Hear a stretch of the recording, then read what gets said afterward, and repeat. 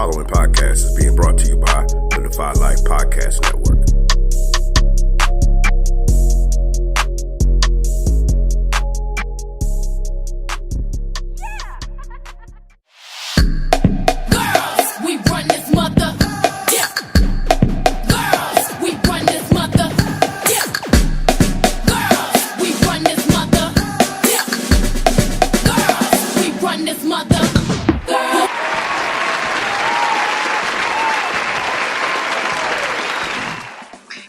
Welcome to episode 6 of the Anything, Everything, and Nothing podcast with Lin and Kim. Well, before we get started, I would like to, or we would like to give a few shouts out to some listeners who went on to Spreaker and gave us some feedback.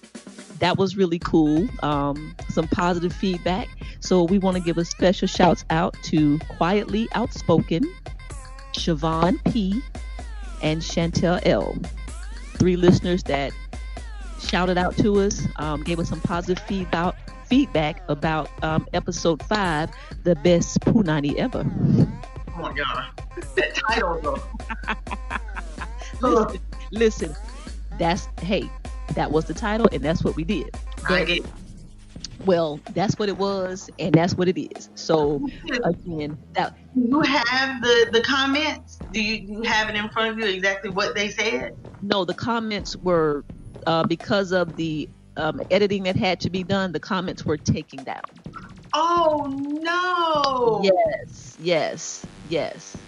So, we had some technical difficulties, and we had to re-upload episode 5, and when the other one was taken down, the comments that were put up were taken down as well. So, but that's okay, we know they were there. The Quietly Outspoken, I don't know who she is. She said that she loved the authenticity of the show, that the topics were relatable, and she enjoyed listening. I thought that was very nice. Siobhan P said, keep up the good work. You guys are funny, something to that effect. And Chantel, okay, keep in full disclosure, Chantel is my daughter. She said that she listens to the podcast when she's doing her work, and it cracks her up. I thought that was pretty cool. So What did you write them down or something? No, I read them 100 times because I was so happy. Oh, okay. I was so excited. Look, I was so excited to get some feedback. You know what I'm saying? Oh, right. We got some feedback from Rosalind Lorick. She said we are crazy. Well, listen. So this leads me to say, make sure y'all listen to the show, like, comment, and share. Because as you can see, we get really excited when we get comments, and we definitely want you to share. So like, comment, and share. Yes. Like, comment, share. Hashtag like, comment, share. Yes. So okay, hashtag lady. I know, right? But that was pretty cool, and we want to get more feedback. And then towards the end of this show, we got some extra special good news, but we'll share that at the end because it's going to be actually a part of the show. So, sis, how's the week, and what's on your mind right now? Right this second, you want me to be like totally and completely honest? Look. Apprehensively, yes. Okay. What's on my mind right this second is trying to figure out what the hell costochondritis is. What? And I'm about to Google it. I don't know. Somebody got costochondritis, and I don't know what that is. Okay, who is the somebody that got costochondritis? Well, it's a former co-worker, boss lady person. So we about to find out what it is. Well, you know I'm gonna Google it. Ooh, Okay. Well, it's inflammation of the cartilage that connects the rib to the breastbone. oh, okay. Well, I have bruised my cartilage in my ribs with my broken bones. It is painful. So Is I hope what it is, Congo chondritis. What is it? costochondritis. Okay, I thought you were saying you want to go to Costco, and get some dritis.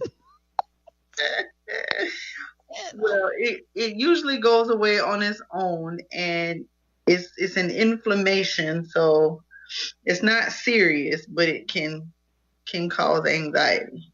Okay, and I don't know about the anxiety, but I bet it can be painful because when I tore the college cartilage when I broke my ribs, girl, holy cow! Mm. Yes. Okay. All right. So that's what's on your mind. Anything else besides your coworkers' Costco chondritis on your mind? No, this is a quick medical moment for those of you that didn't know. Now you do. Well, no. Well, why don't you tell the listeners that 20 years ago you wanted to be a medical doctor? Oh Lord. So now that's what's on my mind. Yes, I did. Yes. I did. And I still do. I still do. I just there's some aspects of it that I've come to realize I may not be able to handle at this time in my life. Okay. So I have to live vicariously through the characters of Grey's Anatomy. No, ma'am. No, ma'am. You will not say that. I'm sorry. I thought you were gonna tell me a friend that you have that's a medical doctor. She talking about Grey's Anatomy. Grey's Anatomy. I was going to say I don't know any real doctors, but that's not true. I do, but I don't know them in their jobs necessarily. Okay. But, yeah, so I just have to live through the characters of Grey's Anatomy. Because I don't know, I think my doctor dreams may be gone. I don't know that I could go to medical school and actually be the pediatrician that I initially set out to be. Sis, Yeah. it's never too late. Yeah, that's what they say. It's never too late. Some lady, back in I think it was last December or either this May, she was like 90 years old and she graduated with her bachelor's degree. Oh, Yeah. wow. Yeah, it was on the news. So it's never too late. You just gotta, if you want to make it happen, make it happen. Yeah, you're right. My little sister is doctor.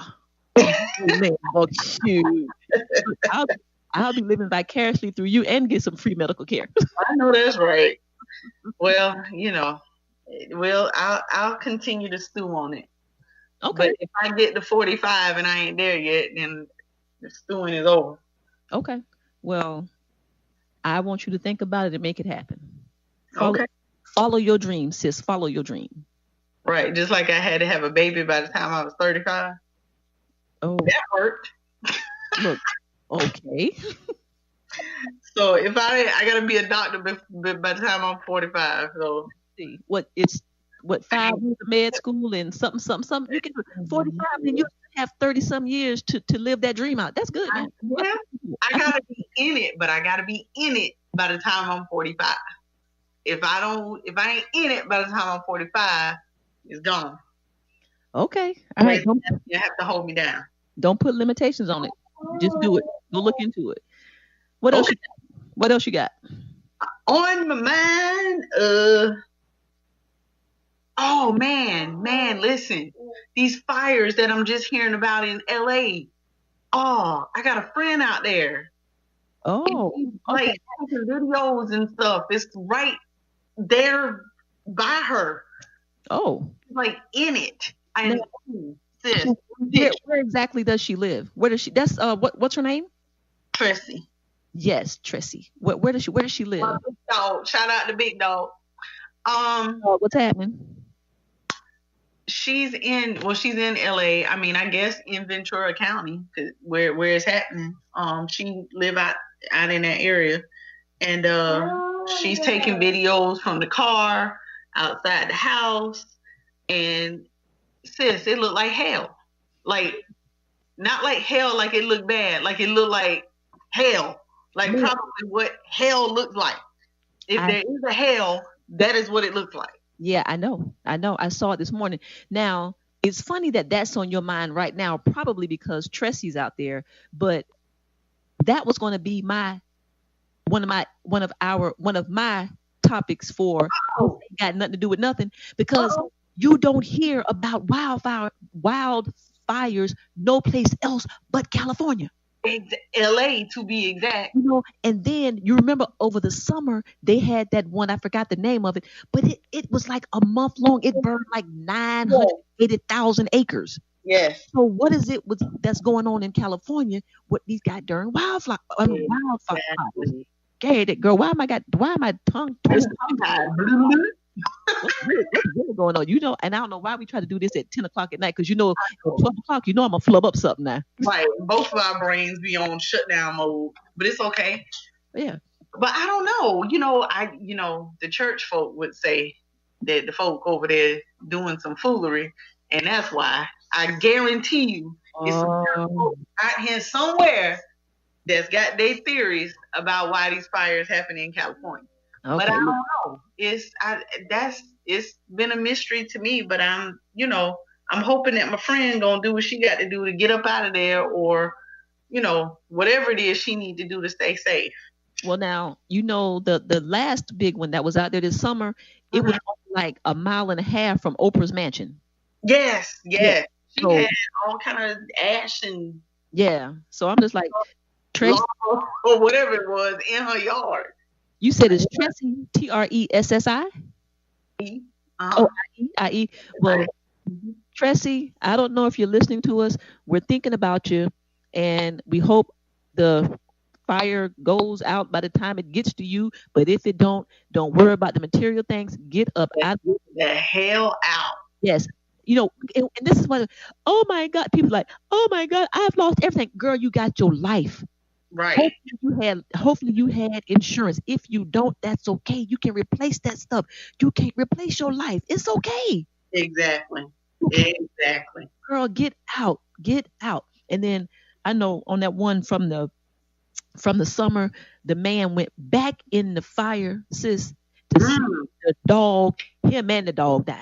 Oh Lord. Yes. Oh, now, I can't tell you right now that if something like that happened to me, that I wouldn't run back in to get Poco. I'm not going to even lie, because your first instinct, they're just like your children.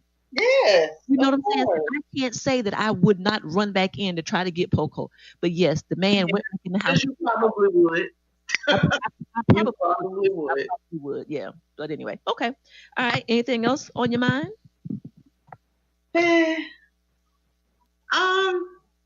I mean, not anything outside of kind of what I plan to cover today. Okay.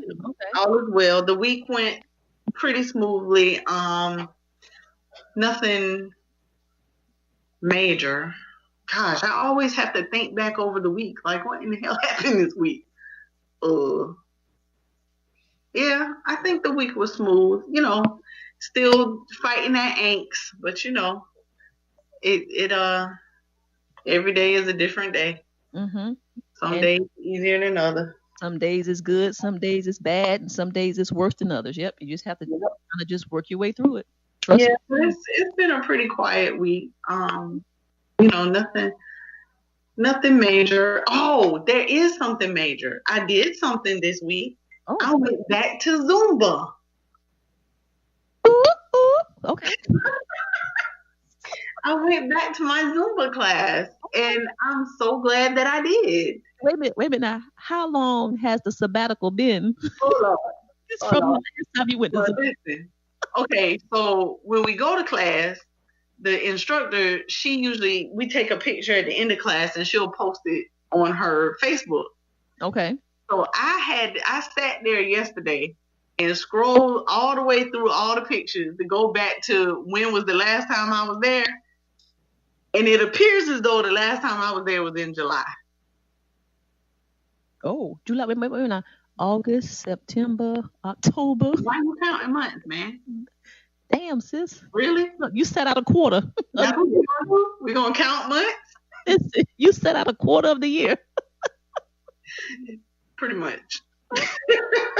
But the main thing is you got committed and you went back. That's what. And I went back, and she just happened to do some of the older stuff that I knew. So I wasn't lost, and I remembered it, and it was great. Okay, quick question about Zumba before I get started with my thing. Do you have, is it like, what type of music do they play in Zumba class?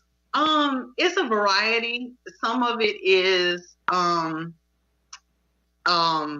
know, salsa, merengue, samba. But it does have that But feeling. It has that Caribbean feel to it. Caribbean flavor. Some of it is, Jamaican artists, like reggae type stuff, or a mixture of the two. Okay. And some of the stuff that we hear every day on the radio. It's just you gotta mix. Okay, that's what I was wondering. Like, do they play like the Temptations, or is it all like Caribbean flavor? That's what I was wondering. Yeah, mostly Caribbean flavor. But like we did our cool down to where we kind of just stretching it out and cooling it down at the end to boot up. So it just kind of depends. All right, Ella May. All right, Ella May. All right. I like Ella May. Yes, honey. And honey, that boot up. I was so sick and tired hearing boot up. Holy trap. Meredith Edison singing at 9. Meredith, Mama, turn it up. Every 5 minutes boot up was on. But she got a new one out called Trip. That ain't got nothing to do with nothing. Yeah, Tripping. Yeah. I like that one too. That's pretty cool. Okay, all right. Is it my turn yet? Yes. Okay. By all means. Let's see. How was the week? The week has been anticlimactic. I started my new position with my same job. Right. I had no earthly idea what I was doing. But luckily I'm a little smart, and so by today I had my own little system going, sis. I'm like, oh yeah. I know you and your systems. As long as you can put it in a system and that system works, that's all that matters. So I had a very productive day today. So I think that I'm going to like what I'm doing. That's pretty good. Today was one of the most ugliest, dreariest days. It just it misted all day long. Yeah. It was not cute. It was not cute. It was like, it wasn't raining. It wasn't drizzling. It was just this fine mist, just enough to just make the weather, make the traffic bad and you can't hardly see, but and all that. But that's about it. Let me see. Anything else going on for the week? No, everything is pretty kind of status quo. It's been a good week. Oh, I can report, girl, the stress and the knots are gone. Shout out to Dr. Deidre Toomer Clowney, my internist. The medicine that starts with the M and the M that I can't pronounce. Right. Girl, my joints and my back and everything, girl, I feel like I'm 25 instead of 50. Oh, get it now. Yes, sir. So Dr. Toomer, she's over in West Columbia. For anybody who needs a doctor. She's bad. She is good. But anyway, so like week is good. And then of course, I talked to my sister 11 times this week. And we text about probably 400-500. Yeah, we good. So, okay. Well, so that's it for me, sis. I'm just today it's been a good week. It's been a good day. Try not to complain because it's somebody out there that's way worse off than I am, and I'm not that worse off. So, you know what I'm saying? Try not to complain. Just try to keep getting better and doing what we do. Right. Good deal. Okay. Well, guys, we're gonna try a little something different tonight. We were feeling kind of brand new, and we decided that we were just gonna do or just go off the cuff. What you think, sis? Can we do it? We can do it. Because we just wanted to talk to you guys like we talk to each other. So we decided kind of no segments, no specific topics. We just gonna talk about whatever the hell we want to talk about because that's what we do, and that's why it's AEN. Anything, everything, and nothing. So, exactly. Okay. So, sis, How you want to start? What you want to do? Mm-mm. Just go ahead. What's on your mind? Okay. Well, this is not really what's on my mind, but I want to ask you, did you hear about LeBron James and the Instagram post? Uh-oh. No, ma'am. Okay. Dun dun dun. Okay. Now I'm not necessarily I like LeBron. I'm from the old school, so I like MJ. But Mhm. oh, now LeBron James, his Instagram account is King James. So it's verified and that's him. Right. So here he go liking a post by some girl called the Big Tit Chick. Uh-uh. And Oh, she's a white girl. She had on, it's a real interesting pic. Like I guess she's trying to be sexy or something, but mm, there was a like by King James. So mm. my question to you is this is it okay for LeBron to be liking the Big Tit Chick on Instagram when you got beautiful Savannah laying next to you every night? I feel some type of way about that. Okay. Well, was she? Was it? It was just a picture. It was yeah. She posted a picture of herself. She had on some booty shorts. You Mm, know, the sneakers with the socks up, kind of like a. I guess it was supposed to be a sexy pic. I don't know, but she okay. did it. She had really big tits. I guess that's why that's her name. Mm. But is it appropriate for him to like that? And what? Now, let me put out the word allegedly, but they said it was. I was watching the thing, watching TMZ Sports, and they said that it was the verified account of LeBron. I Okay. don't know. I don't know if I like that or not. Now, I what don't, is her name? what is whose name? The girl. I don't know. It's like Big Tit Chick or something like that. Interesting. Yeah, I don't know, but she's a white girl, and I'm she had. scared to type that in my Google. Okay, and I might be off a little bit, but it's something like that. But the Oh point Lord. the point of the purpose of the podcast is that okay? When you type big tit chick in your Google, you get Yeah, all kind of foolishness. okay. So Well, let's and go ahead and back up out of that. try LeBron James like Instagram post or something like that. And I want to go out and say allegedly because I don't know, but we'll say allegedly. But would you answer my question? Is that appropriate for him to like it? If he did that, is that appropriate? Uh, mm, Exactly. mm, Ex- exactly. I think that's disrespectful because it's that picture. It's not like it was a picture of a flower. You know what I'm oh, saying? Because if I was that woman and LeBron James like my picture and I'm in California, you know, I'm gonna try to find them. I'm gonna try to right. find them at one of the hotels while they playing. I can't find what we're discussing. I can't find it in Google. But as his significant other, Yes, I would definitely feel some type of way about it. Because that's I have made comments about, well, what you liking that for? Did okay. you just like that? All that foolery. So if I was his significant other, I probably would have some sort of something to say about, unless the two of us were looking at it together and we both agreed it was a nice picture. Okay, well here's the thing. Well, I guess because I'm not a man, it wasn't nothing about the picture that was nice. Like Oh, if I was if I'm with my partner and then there's somebody that we both think are pretty or whatever, that's okay. But I it wasn't pretty. It was kind of skanky looking. You know what I'm saying? And she was like she had big hips, the big tits, the I want to say her hair was colored.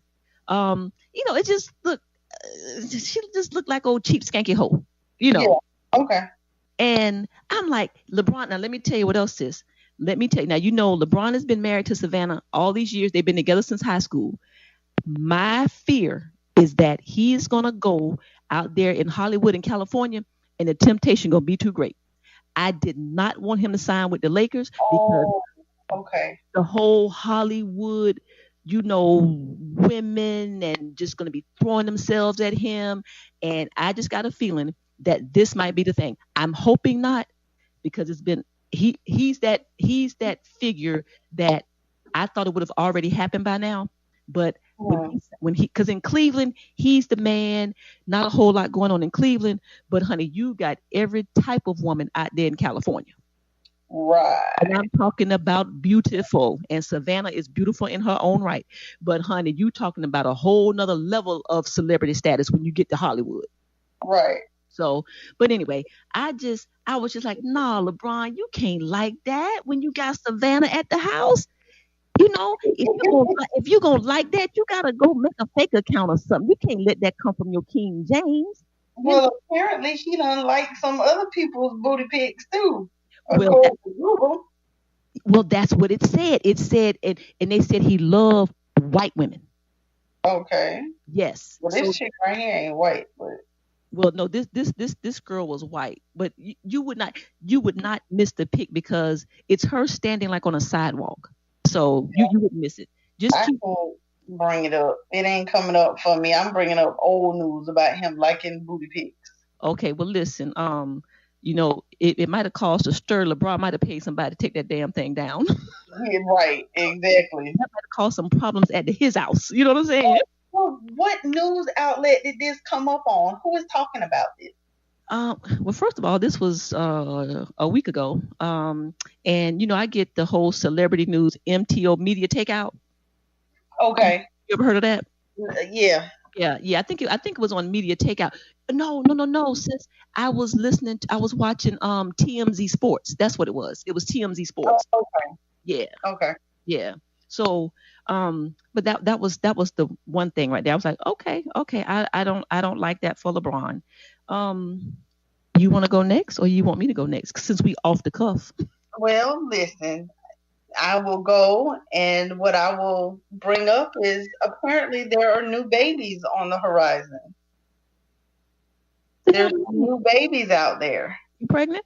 In the entertainment world. Who? Girl, bye. Pregnant with what?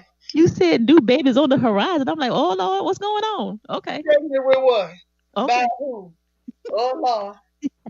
I'm pregnant with some ice cream right now. That's about it. What flavor, baby? What flavor? Girl, some Haagen-Dazs, Swiss almond, vanilla, something of it. Yes, sir. Yes. You get your sister an almond bar, honey. Oh my God. I got you. Now that I know that you like it, I got you. Okay. Both one. But that's the only thing I'm pregnant with. No, it's some other people that done had some babies. Well, let me see if I can guess who you talking about. Let me see. Gabrielle and Dwayne Wade. All right. That's one of them. Oh, it's some more? Yes, honey. Oh, who else? Kenya Moore has had her baby, honey. Oh, yes, she did. She had a baby girl. Yes, she did. They both have little girls. Yes. That their 40-something selves will be raising. Well, listen. When the hell did Gabrielle Union turn 46 years old? Listen, Listen, when I saw that, I was like, Gabrielle's almost 50? Yeah. Okay, well, let me say this right here. Okay. We're going to go back to an episode or two ago. What she doing is working, because what Jasmine Guy doing ain't working no more. Gabrielle looks good. She looks good. Well, Gabrielle, I mean, all of them in these late 40s going into 50. Gabrielle, Jada, Nia, Taraji. Okay, let me see. Look good. Kenya. Okay. Kenya too. Kenya, yeah, I think Kenya might be already pushing 50. Isn't she 50 already? No, I don't think she's 47, 48, 49, maybe. Oh, okay. She's in there with Gabrielle in there. Okay, now, you my medical expert, right? All right. In our other life. Now, tell me about, and I Googled it a little bit, but I was going to see if you probably know it right offhand, because you're smart like that. Oh, thank you. So they had a surrogate carry the baby, right? Because Gabrielle had like 8 or 9 miscarriages or something like that? That is way too many. Yes. Okay, so tell me about surrogacy. Like in my head, I know, but I've never had a conversation about it with anybody because I don't know anybody who was a surrogate. You know what I'm saying? Right. Well, I mean, literally, you know, in some cases, in the case that you want, in most cases, in their case, you um take her egg, his sperm, put it together, and implant it into somebody else's uterus. So Okay, somebody else is carrying your baby. They o- just doing the carrying part. They ain't create the baby. okay, that was going to be my question. So it's actually Gabrielle's egg Mm-hmm. and Dwayne's sperm. Right. So it's their baby. Right. Okay, now let me ask you this: Mm-hmm. How we know that? How we know that it's her egg and Well, his sperm? now we don't know. No. What I'm saying is, like, I'm a conspiracy theorist, so I'm like, how about if the doctor just decide to have fun and say, "What the hell? I don't feel like doing Oh, no." now that can happen, but See, I guarantee you that they did some blood work and matched them genes to make sure. okay, well, Why? Because they can do that because they got the money to do it. okay, I well, would be willing to bet the amount of money that they paid to do it that they got genetic tests run. okay, well. I'm happy for them because of her struggle. But Oh, as a matter of fact, since I heard that yesterday while I was watching TMZ Sports again, they were talking about because Dwayne Wade missed the game the other night for personal reasons, and the personal ah. reason was because Gabrielle, well, the surrogate, had the baby. So, They didn't even tell us that they was doing that. well, because We didn't know. exact great. That's exactly right. So first of all, they must have paid the surrogate plenty money because she kept it completely quiet. I'm talking about we didn't hear. Even the people on the news were like, "Boy, they kept that quiet. We didn't hear nothing about that." You know what They I'm saying? moved the girl into their house, probably. Yes. They should have called me and asked me to do it. Damn it, I You, would have done it. you know what? I sure would. You know I what? told Nicole I would carry a baby for her. Really? Yeah. Okay. Well, you know what? I would have had to. Well, see what had happened was when Nicole first, when her situation first happened, it was a matter of not having eggs, so she needed eggs, and she was wanting to get an egg from a family member, so it'd be in the family. But then she had the rest of the surgery, and she would have been able to carry back then. But she had the rest of the surgery, and now she can't carry either. So I was like, "Girl, I carried a baby for you." You are one of the people that I think likes being pregnant. Yeah, Like yeah, because like when you're pregnant, you're a happy pregnant person. yeah, Yeah, I do like it. yeah, you you embrace motherhood and having the baby and the baby growing and all that stuff. You know what I'm saying? Which is cool. But a lot of people like you can really feel it with you. You know. So Oh, I think you're such a great mom, and you give everything you got to your children because you give everything to motherhood. You know what I'm saying? From conception to delivery. You know what I'm saying? oh yes. Yeah, I yeah, play no games with them babies. yeah. And I have enjoyed being pregnant. I have. Okay, yeah.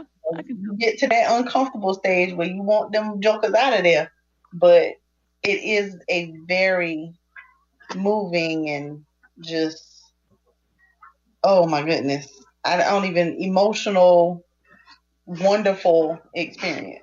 All right. When you get to the point where you feel the baby move, it's just the most amazing thing ever. Oh wow. Okay. Look, you about to cry over there? No, Damn, you looking getting all sentimental. no. Okay. As I sit here and watch Edison play under my cover, no, Okay, listen, I was about to go get some tissue or something. I'm like, get that. Let me go. You thought you were about to start crying or something over there. no, ma'am, I'm good. But Okay. it is amazing. Okay. Well, can I go now? Can I say something? Yes. Okay, let me tell you something. You know who the sexiest man alive is? Ooh, Girl, yes. listen. Did you see the cover? Oh, Yes. yes. Let me tell you something. Idris. Yes, Let me hunty. tell you something, honey. This is Idris, elbow. that picture on People magazine on that cover, Mm, Lord have mercy. mm. That's all I can say. You remember how we used to have posters on the wall back in the day? Girl, I need that. listen. Lynn, I don't know how he won, but he should have won. And yes, he is the sexiest man alive. Holy cow. But Uh, let me ask you this, sis. And tell me if you I'm gonna see if we think alike. Okay. For me, you got you got like and I'm gonna talk about men. Okay, so I'll talk about men first. So for me, you got cute, you got sexy and fine. Okay. uh-huh.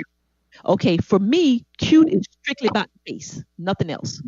Okay, right, right. Fine for me is about the body. And Okay, uh-huh. sexy is the face and the body. So for me, Idris Elba is a sexy man, which means he is handsome and he's fine. Yes. Okay. Let me tell you who else I think is sexy. Shamar Moore. Oh my lord. Mm, mm, Honey. See, good looking, nice. mm, mm. Okay. Now, here's another one. LeBron James, I think, is fine, but he's not cute or sexy. He is fine as hell. But LeBron James. but he don't really look to me. He's not a handsome man, but his body is out of this world. Okay. So you know what I'm saying. So do you break men down like that? I have I have not quite done it like that. Okay, okay, But I agree I agree with your breakdown. okay. What's the dude that you were so in love with? The movie Dude. star wrote the book, and you were Oh, back in the day. back in the day. What's his Phil name? Harper. Okay, Hill Harper. Would you call him sexy, fine, or handsome? Well, see, when you break it down the way you broke it down, Hmm.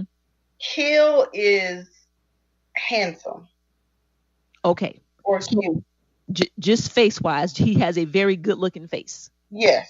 I Okay. don't know what his body looked like because we ain't never seen it. I mean, you can see him in clothes. You can see him when he. Well, kinda. And in the sweater, the picture that I have with him that day, he had on something that was kind of fitted, and he does have a nice body. But he kind of short. He Oh, kind of short. really? He appears tall on TV. He's short. She said, "Yeah, no, okay." Have you seen the picture that I have with him? Now, You probably did back then. I did that because it was at Dent Middle School, right? Yes. Yeah, yeah, yeah, yeah. I saw it. I saw it. I saw. It. I don't know where that picture is right this moment, but see, you're gonna make me look for it. Look for it right now. Please don't look for it right now. Yes, he is handsome. He is handsome. Okay, but yeah, that's kind of how I do when I judge how people, do the whole. There go your nephew. Yeah. Yeah. Hey, Edison. Edison. He's like, nah, not tonight.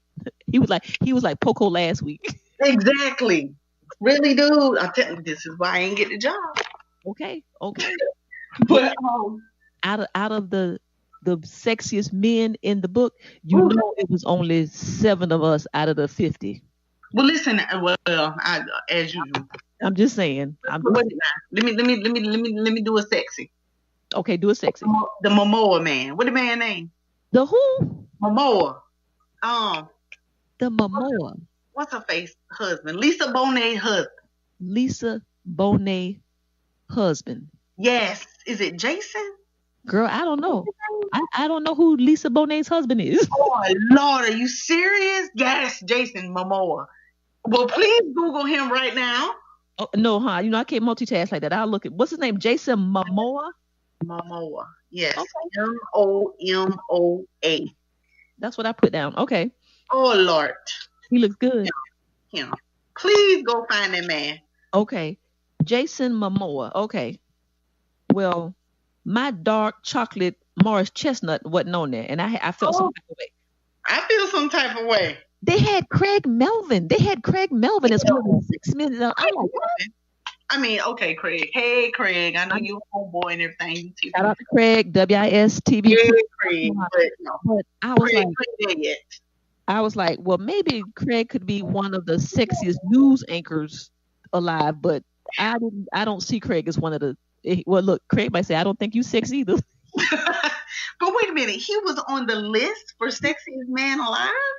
Yeah, he was one of the 7 brothers. He was one of the 7 brothers. Yeah.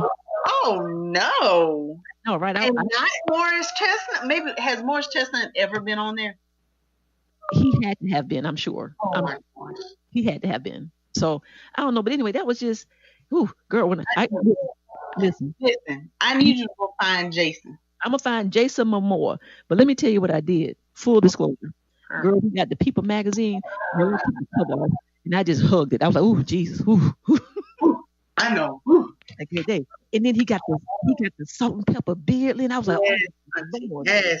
And then don't let him talk. I wish the magazine could talk. Oh, it does not make any sense for somebody to be that damn fine. Oh, don't let him open his mouth. Make him melt. Oh my goodness. Okay. And this about Idris, but I just had to tell you that I was like, oh, okay, whew, girl. Yes, sir. Yes, sir. Well, listen, go find Jason. Okay, Jason Momoa. As soon as we get off thing, as soon as we end the podcast, Lord, we'll find him. Okay. Okay. So, Lynn, off the cuff. Go. Okay, so I'm gonna rewind for a second and go back to Dwayne Wade and Gabrielle for a second. Okay, hold on, Lynn. Yes. That was the rewind. That was the rewind. Okay. You so dumb. Okay, so remember when we were talking earlier, one of them 50-11 times. Yes. You remember when you were like, "What you doing?" And I told you I was reading, right? Yes. Okay, so I was reading the comments regarding Dwayne Wade's post about the baby, and they were in the hospital and sitting in a hospital bed. Yes, you saw that? Okay. So most people were congratulatory and, oh, I'm so happy for y'all. And then I started seeing people saying, I can't believe y'all got negative comments on here, blah, blah, blah. So I had to keep on scrolling to find a negative comment. Well, there was people that, just made comments like, why is she sitting up there on the bed like she just had the baby? Oh, here they go. Why she sitting on the bed like she just pushed the baby out and all this? I was like, Lord, why people got to be so ignorant? That's why I don't like putting stuff. That's why I don't post right there. See, what, you know why? Because she was in there with her surrogate and she did go through it. That's why. Exactly. That's why. Exactly. He's sick. Oh, and and I never saw where somebody said anything about somebody being less of a mother because they didn't actually have the baby, but people were saying she's not any less of a mother, blah, blah, blah, blah. But I was just like, y'all, what is wrong with people? Lynn, they have nothing else to do. And I think that, remember, Lynn, when we, on our first episode, and I was talking about, the Facebook etiquette.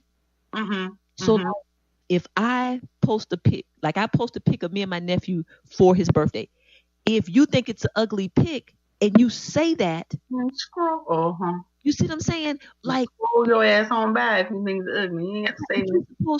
You're supposed to, I guess the etiquette is like, it's supposed to be kind of friendly or something, or, all about the love or something. Mm-hmm.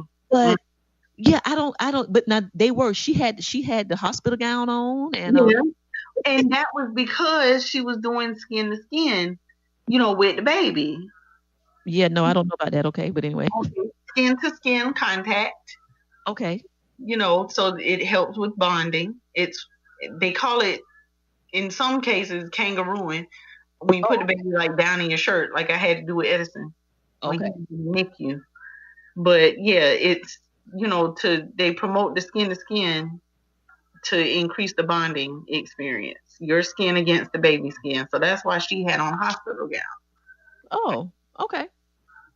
Well, go ahead, sis. Go ahead. Oh no, I was just saying, geez, people. Well, I'm gonna say for all those who had something negative to say, go get a damn life. How about that? Right. Go get a life. Go get a life. Because and see, I don't even know if I would even share something like that because of the foolishness that somebody else could put out there. Because that's been the happiest moment. And I thought what he said, like the 11/7 would always be a special day number. I thought it was really nice. You know what I'm saying? And I'm happy for them because I can't imagine being pregnant 8 or 9 times and losing 8 or 9 times. And Lynn, I bet you that's why they didn't say anything. Yeah, that could be why. Yes. That could be why. Anything that had to have been heartbreaking as a woman who wants to be a mother. Yes. So listen, here's what I want to know in my nosiness. Okay. I want to know about the service. How much did they pay you? Where did they find you? Did you live with them? What was it like? Yeah, I want to know all that. I'm gonna tell you this. I guarantee you that woman does not have to work probably again in her life. I promise you that. Should have been me. I promise you that. Because Dwayne Wade got plenty money. Gabrielle got plenty money. And the fact that she kept her the secret because, Lynn, it's paparazzi and all these people going through your trash and stuff. You can't tell me. So she must have signed that non-disclosure and kept her mouth shut. They probably gonna set her up in a house. She probably got a car, and her bank account is full of money right now. I guarantee you that. Yeah. How they say guarantee? I guarantee you that. Okay, that's all. But I'm just curious. I'm just curious. I just want to know. Okay. And let them know if they want another one to call me, girl. Okay, look, at 46, I hope she'll be good. She'll be good. You're already gonna be 56 when the baby 10. That's all I'm saying. I had no idea she was 10 years older than Dwayne Wade. I don't know how I missed Gabrielle being. Yeah, he's 36. What? Yeah. I didn't know that. Yes. Dwayne Wade should be 2 or 3 years older than LeBron, but he is 36. Yes. I did not know that. Look, there goes some tea for you, sis. Yes. So she's the baby. whole years older than him? She's a whole decade older than him. Yes, ma'am. Wow. How about that? Okay. Sis. Yeah. Off the cuff, why Angela Simmons' ex-fiance dead? Why is he dead? That's a hot mess. Why he dead in his garage at his house? His own garage. In Atlanta. Why the man turned himself in? Oh, he did? Oh, you didn't hear that? Yes, ma'am. Oh, I didn't hear that part. He turned himself in, what's today, Friday? He turned himself in Wednesday. And talking about, but he didn't kill him. Here you go. What did you turn in? Oh.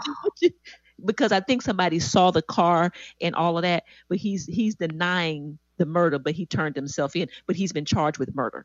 Oh my gosh. Now, I want to know why. Word on the street, allegedly. Word on the street. We love you, Angela Simmons. If you ever listen to the Lin and Kim podcast, yes, you do, girl. Word on the street was that they got 2 words on the street. One was that he got some charges for some drug trafficking. Okay, allegedly. I'm saying allegedly. And some people were worried that he was going to snitch. Oh.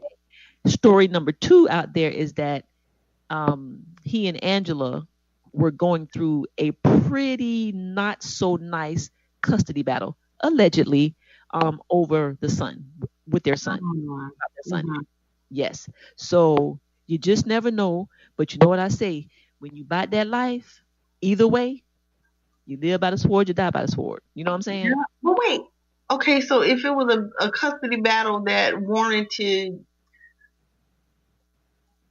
so they trying to say somebody killed him because of that?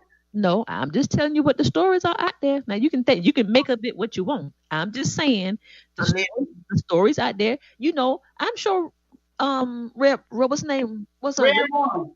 I'm sure Red Run got somebody back there in the hood of Brooklyn that might take somebody out for him.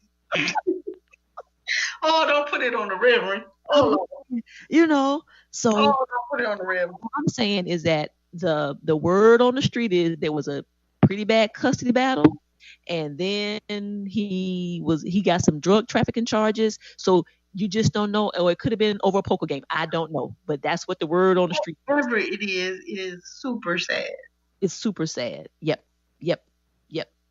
And yep. in line with that, did you hear that one of the people that got killed in the god doggone bar massacre in California was Tamara Mowry's niece? Yes. Okay, Lynn, can we digress for 1 minute and go back to white terrorists? I digress. Look, white terrorist men. Because again, I told y'all last week.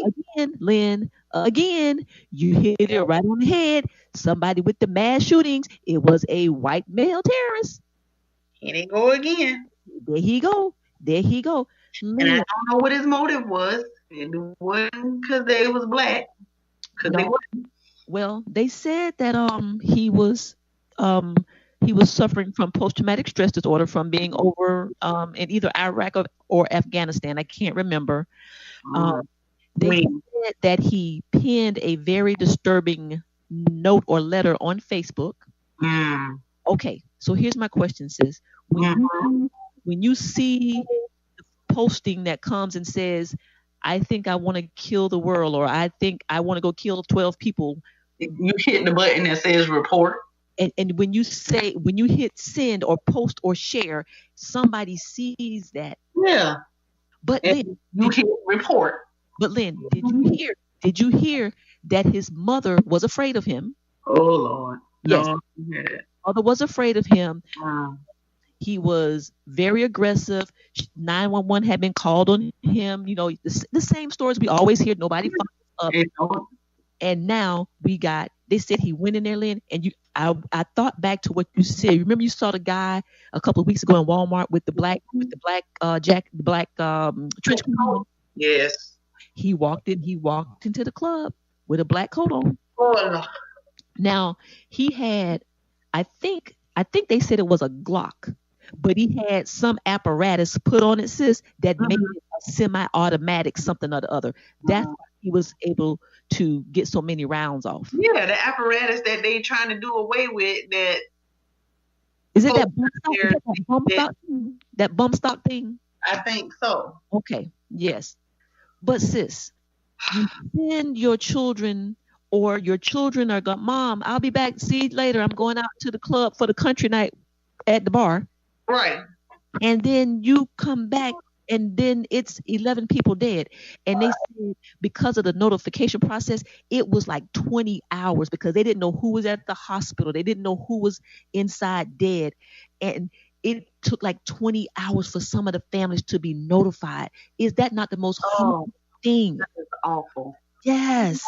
And see, and here's the other thing, and you know, those of y'all that know us know that Kim and I are in the mental health field. Yes. Those of you that don't, now you do.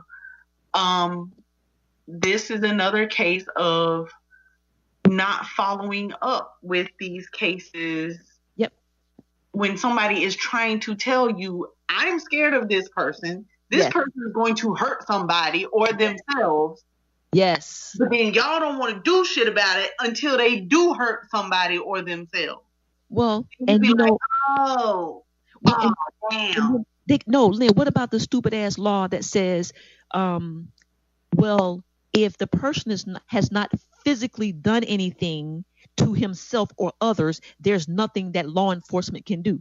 That's the most, So yeah, he just said he gonna kill me, but you gonna wait till he put a knife in my neck to take him to jail. Right. Exactly. Are you freaking kidding me? It's, man, look, listen, sis.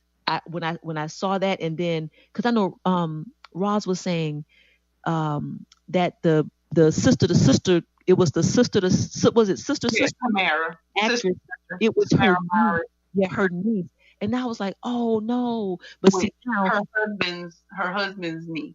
Okay, it was her husband's niece, but see now you got a little star power behind it, something some of it, or some law, something. But for the everyday folks, man, that was so sad. Yeah, it's like, man, come on now, And did you see? Oh my goodness, did you see the man on the TV talking about his son? Yes. Yes, yes. Make you want to cry. He was torn up. Torn up. You're not supposed to say, "Okay, babe," or "Okay, okay, sis, I'll see you tomorrow," and then I never see you again. It's not supposed to happen like that, Mm-mm. you know. But one of the guys who was in there, he said that it was one of the witnesses. He said that the guy was a maniac. He called him a maniac, Mm. you know. And can you imagine all those people who survived? All those people now, sis, they'll become, if they were living in South Carolina, they will be coming to see me or you. You know what I'm saying? Oh my God. Yes. So you got hundreds of people in there, 11 dead, 20 some injured, and the ones who escaped, they got to go through the guilt and the why, you know. Yeah. And Lord, and then we can move on. You heard about We don't need EMDR. yeah, you heard about the cop, right? Who encountered the man. Yes. Lynn, he was on the phone with his wife. His wife. I got to go. I got to call. I got to go. I got to call. I love you. I love you. Right. Oh my God. Mm-hmm. I heard that and I just shook my head and I was like, here's another one. Here's another one. Here's another one. You know? So when are y'all going to do something about this? Why are crazy people allowed to get guns? I don't understand. Do a background check. If your ass was in Afghanistan, Iraq, wherever, and you were part of a war, then you got to go through some things before you have to go through some type of psychological testing or something, you know, and then you have to get treatment and all of that. But you know how they do our vets, they go, they come back, they got post-traumatic stress disorder, and they're just kind of left out there to do what they do. Yeah. And then this type of thing happens. So, you know. And I guess they can get a gun because they're in the military. But that should be something that causes you to do further investigation, further, you know, protocols and process because you were in the military and a part of a war. Mm-hmm. And he was only 28 years old. So where did he go? Where was that all about? Exactly. What was that all about? What war? Yeah, it had to have been Afghanistan, but it don't even matter. Why? And then the mama said she was scared of him. So, but then there was nothing that she could do. She said she called the police, but there was nothing that he could do. Cause you know how they do, Lynn. You call the police, they be like, "Man, officer, my mom is just upset, she's tripping." You know what I'm saying? And for those 5 minutes while they're interviewing them, they act like all their faculties are in order.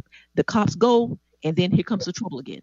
Mm-hmm. And that's just the way it goes. That's just the way it goes. So, but yeah, that was really, really, really sad. That hurt my heart when I saw that the other morning. They really need to do something about these guns and mental health. Yes. In the country, it's awful. Okay. It is awful. This does not happen in other countries. Why? No. Why? Only in the United States. Yep. Only in the United States. You don't hear about this happening in England, in Italy, in France, in Germany. You know, people. Hello. There's in China. Yeah. In Japan. Come on, y'all. Yep. So. Okay, but anyway, I'm moving to China. Okay. Okay, not London or Paris. Watch. I'll go back to my roots. You're gonna go back to ancestry.com. Go back to my ancestry. I'll go teach the Chinese kids how to speak English in person.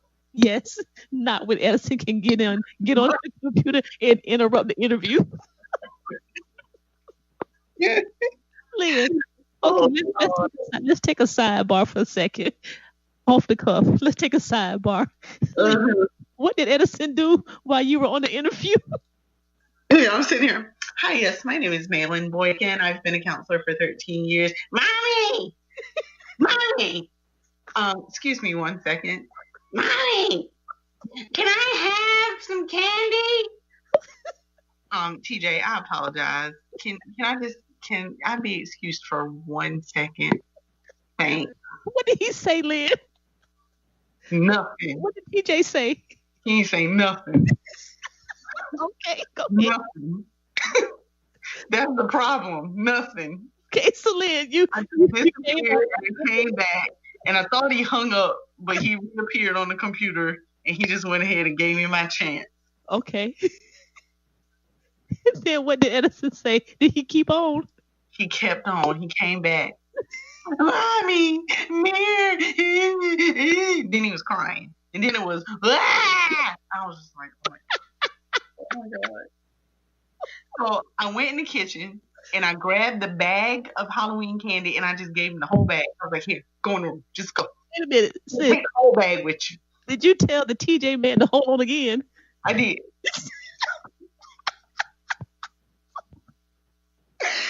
It was awful. It was so awful. Okay, so you told the interviewer, yes, hold on again. Yes. And then you went and gave Edison a whole damn. Yeah, just take it. Just go.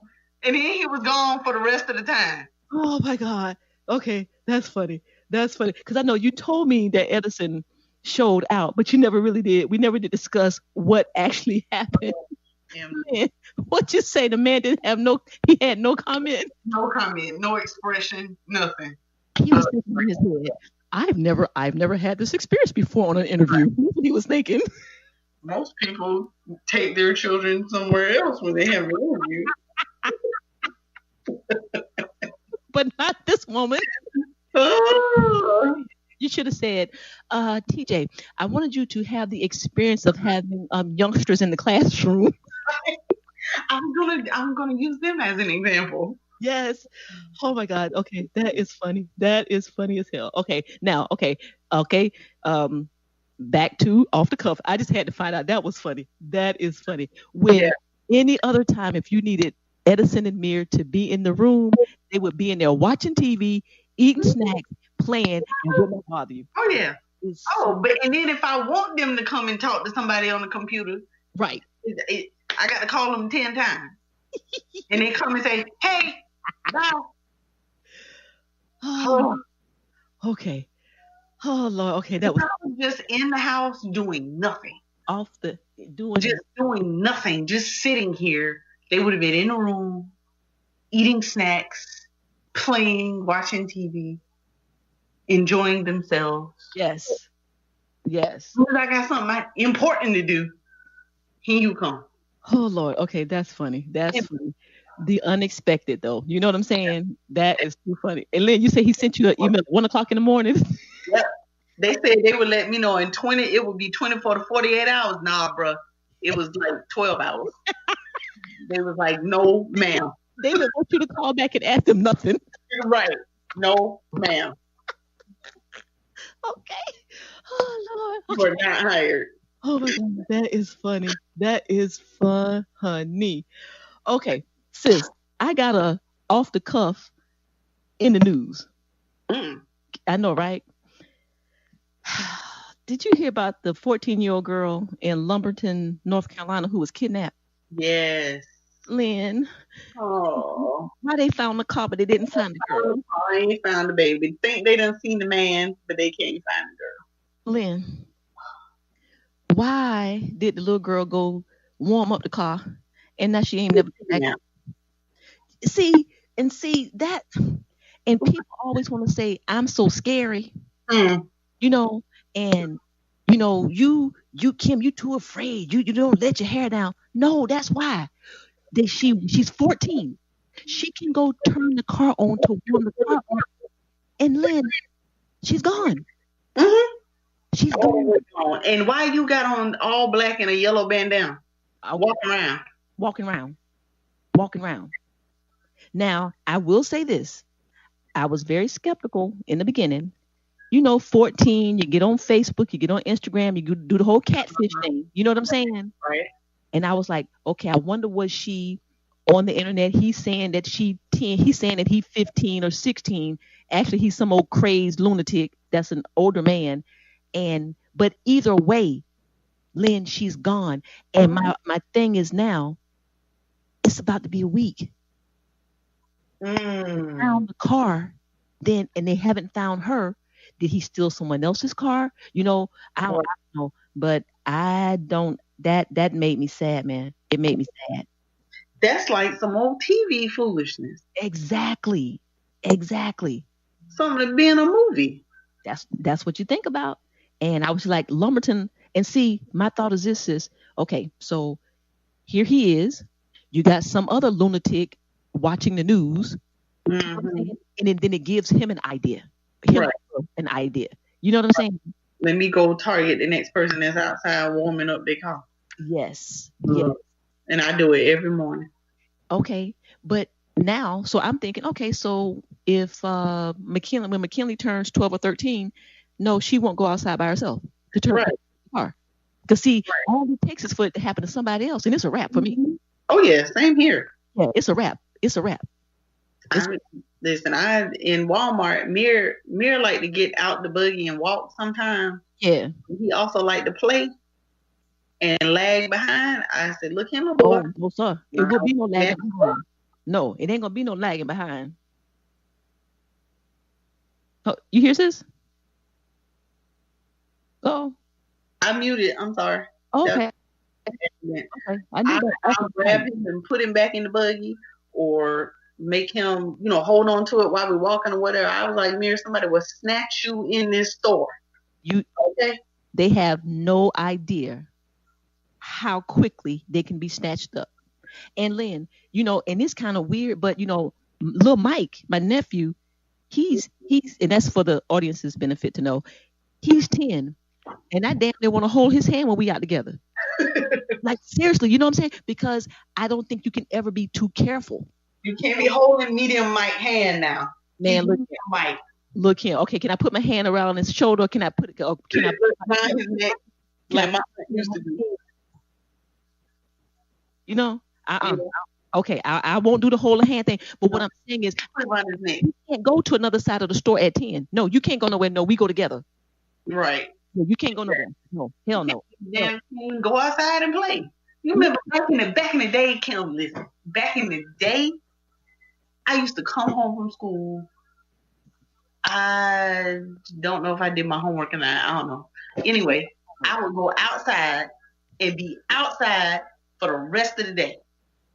By myself. My mama didn't go outside with me. No. I'd be on my bike. Yes. Riding around. Skateboard. I'd be playing kickball with the other kids. Yes. And that was when we lived in an apartment. When we lived in the house, I would be riding a bike up and down the street, around the neighborhood. Not today. Just me. Not today. I was less than 10 years old. Not today. Exactly. You could be outside then. We would be outside. Same thing. Playing kickball, playing dodgeball, riding a skateboard. We had skates. We had bicycles. We had one girl on the bicycle, and I'm riding behind her, holding onto the seat on the skateboard. You can't do it now. No. And Mom and them was in the house. You see what I'm saying? Yeah. Mom and them was in the house. You can't do it anymore. We would ride the bike. Me and Keisha, I'd go across the street, pick Keisha up. She ride the bike, and I'm on the handlebars. Yes, sir. Ride all the way around the corner to the store that ain't. When we get to that store that we would go to, we were no longer in sight of either one of our houses. Yes, ma'am. We were no longer in sight. We would ride the bike to that store or walk to that store or whatever.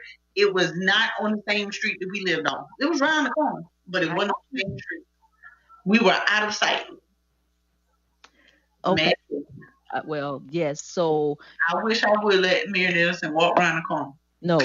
So for the listeners, keep your children close to you. Mm-hmm. Keep your children close to you. That's all I can say. Sis, I need producer. Producer, are you here? I need some feedback from the producer. Let's see. Can you? Yep, I got it. You got a producer? Barely. Okay. I'm gonna try. Okay. Because I really want to talk about this, but I need some feedback from someone who's a teacher. What do you have? Okay. Well, while we're waiting on that, okay. What you got? Oh, there was another baby born. There was 3 babies. Oh, okay. Rick Ross. Oh yeah, named Billion. Had a baby boy named Billion. Why? Named baby Billion. Why? I need a towel. Clean my hands. Hold on, Kim. I gotta clean my hands. Go get your towel. Go get your towel. Yes, Hunty. Billion. Which brings me what I had. Oh, wait a minute. We here? Hello? Yeah, Okay. here. Billion. Okay. Names. That was on my list of things. Names. Ooh, yes. Okay. Billion. Why we named the baby Billion? Hopefully Rick Ross has enough money that child will never have to work again. Because why Billion? So his name is Billion Ross? Or Billion, actually the last name is Roberts. Billion Ross Roberts. Billion, there's like 4 names. It doesn't even matter, sis. But why? I mean, why not Brian? Why got to be Billion? Right. I don't get that. I don't get that. He want to make $1 billion one day, I guess. Okay, well, and that's fine. Then you go ahead and do that. But why you got to put that on your child? Right. Again, hopefully it'll be enough babies. I mean, it'll be enough money that he don't have to worry about putting his name on the job application. Because hi, mommy. Why? Well, since we're talking about names, sis, okay. I'm all for everything. Me personally, I'm more of a traditionalist. Mary Sue, Becky, May Lin Kim. Okay, I'm just saying. Years ago, I when I was out in the field working, I had a client. Mm-hmm. Oh man, I don't think I can say her name because Say my name. how can I say this? Because if I can't tell you her name, you won't understand the story. So Okay. I wonder if I'm gonna change the last name, which ain't gonna make no difference. Which ain't gonna make no difference. But anyway, I'm gonna go for it. Okay. And hopefully, but her name. Okay, I know what I'm gonna do because of confidentiality. I'm not gonna say her first name, and I'm not gonna say her last name, but I'm gonna give you her 2 middle names. Okay.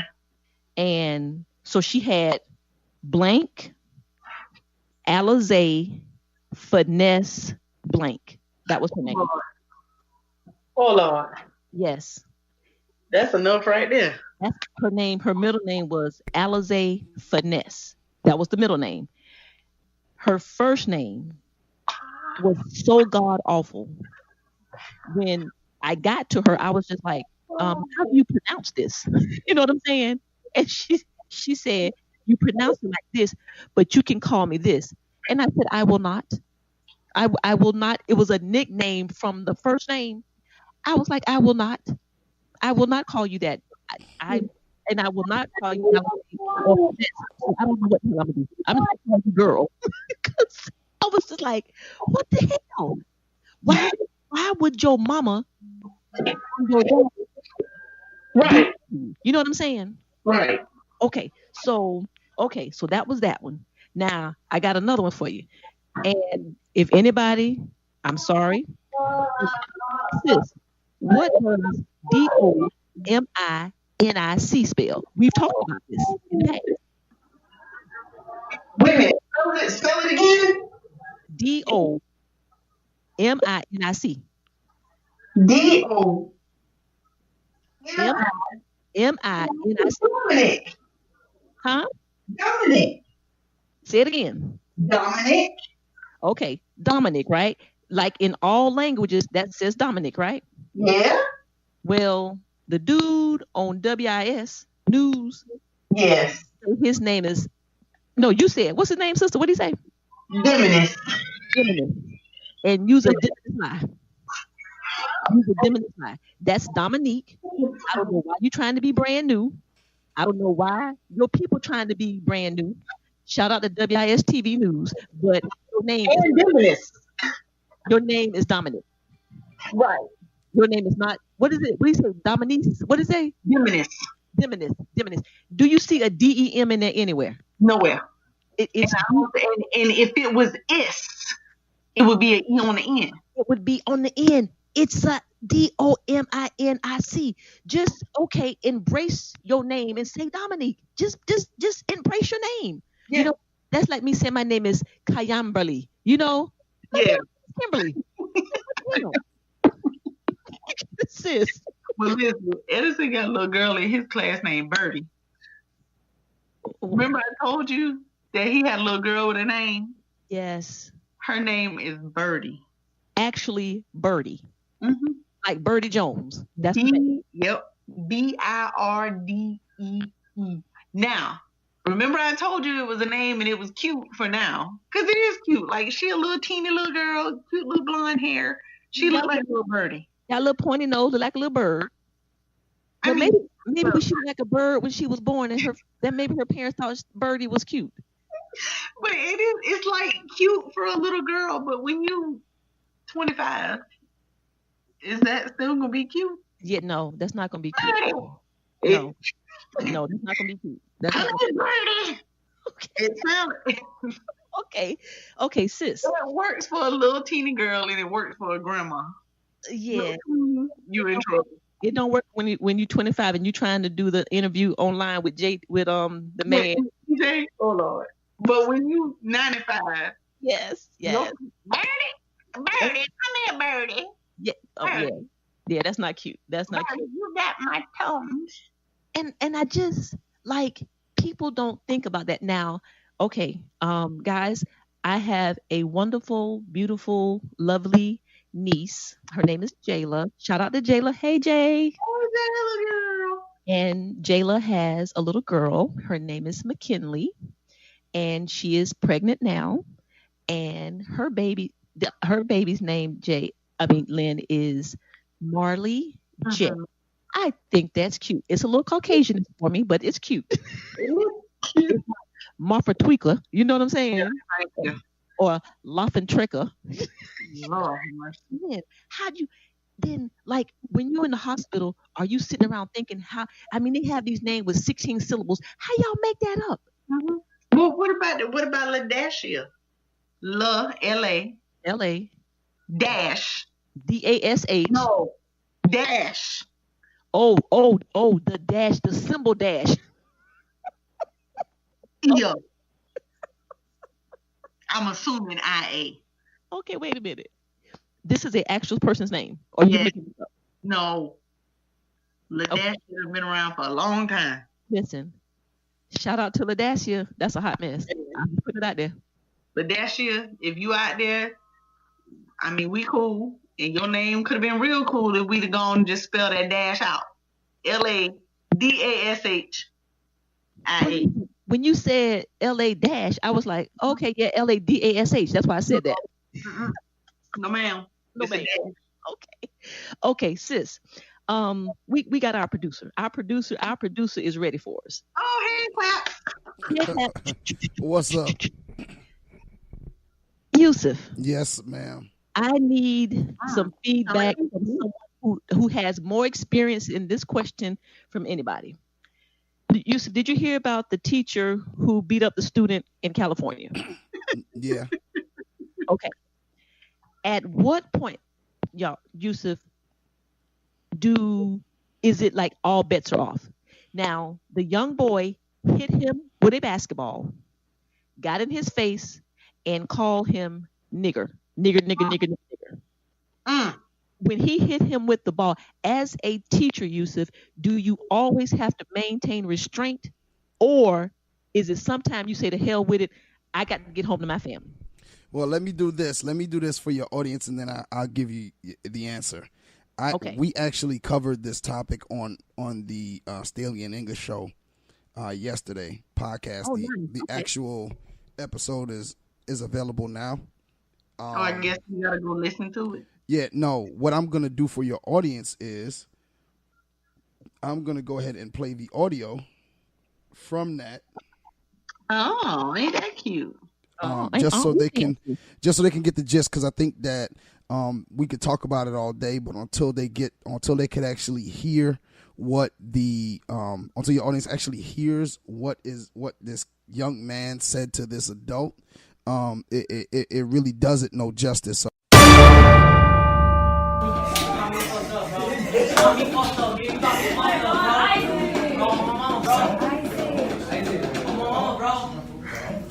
Why your voice cracking, my nigga? Come on, bro. Yeah, walk the fuck back, nigga. Come on, bro. You got me fucked up, nigga. You got me bent, bitch. What? Bro, I'm on, bro. Did you really say that shit, bro? I'm on, bro. Everybody saying that shit, my nigga.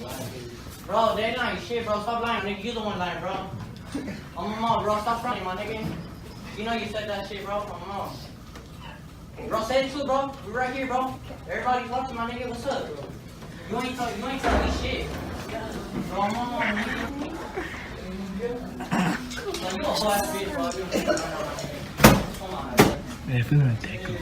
Ooh, he said cut straight up. Bro, why you shaking, bro? So you say that shit or what's up, bro? You say that shit, bro? You say that shit or what? I'm telling you, right? and then like right there, the fight breaks out. So we talked about on the show yesterday, basically was what's the cutoff? What's the boiling point? At what point is it okay, or what is it for a teacher? What's the next step? And I guess that's what y'all are asking me, right? Yes. Okay. As a teacher, when is enough, or can it ever be enough? Well, here's the thing. All right, so the teacher in that instance, now, first off, just some background in case your audience doesn't know, or in case you didn't know. The actual teacher was jumped by students earlier in the year. Wow. Did not know that. And then you notice towards the end of the altercation, another student jumps in an attempt to jump him. Okay. And what we talked about was the things that the teacher did wrong, so to speak. Like, what did he do that he shouldn't have done? Like, one, we felt as though he probably should have walked out of the room. This is what they teach us to do. Walk out of the room. That's one thing. Okay. They could have. He could have called administration. He could have kept distance between him and the kid. There's a number of things that he did wrong. Okay. But if you wanna, like Josh said yesterday on the show, to peel back it's a lot of layers to it.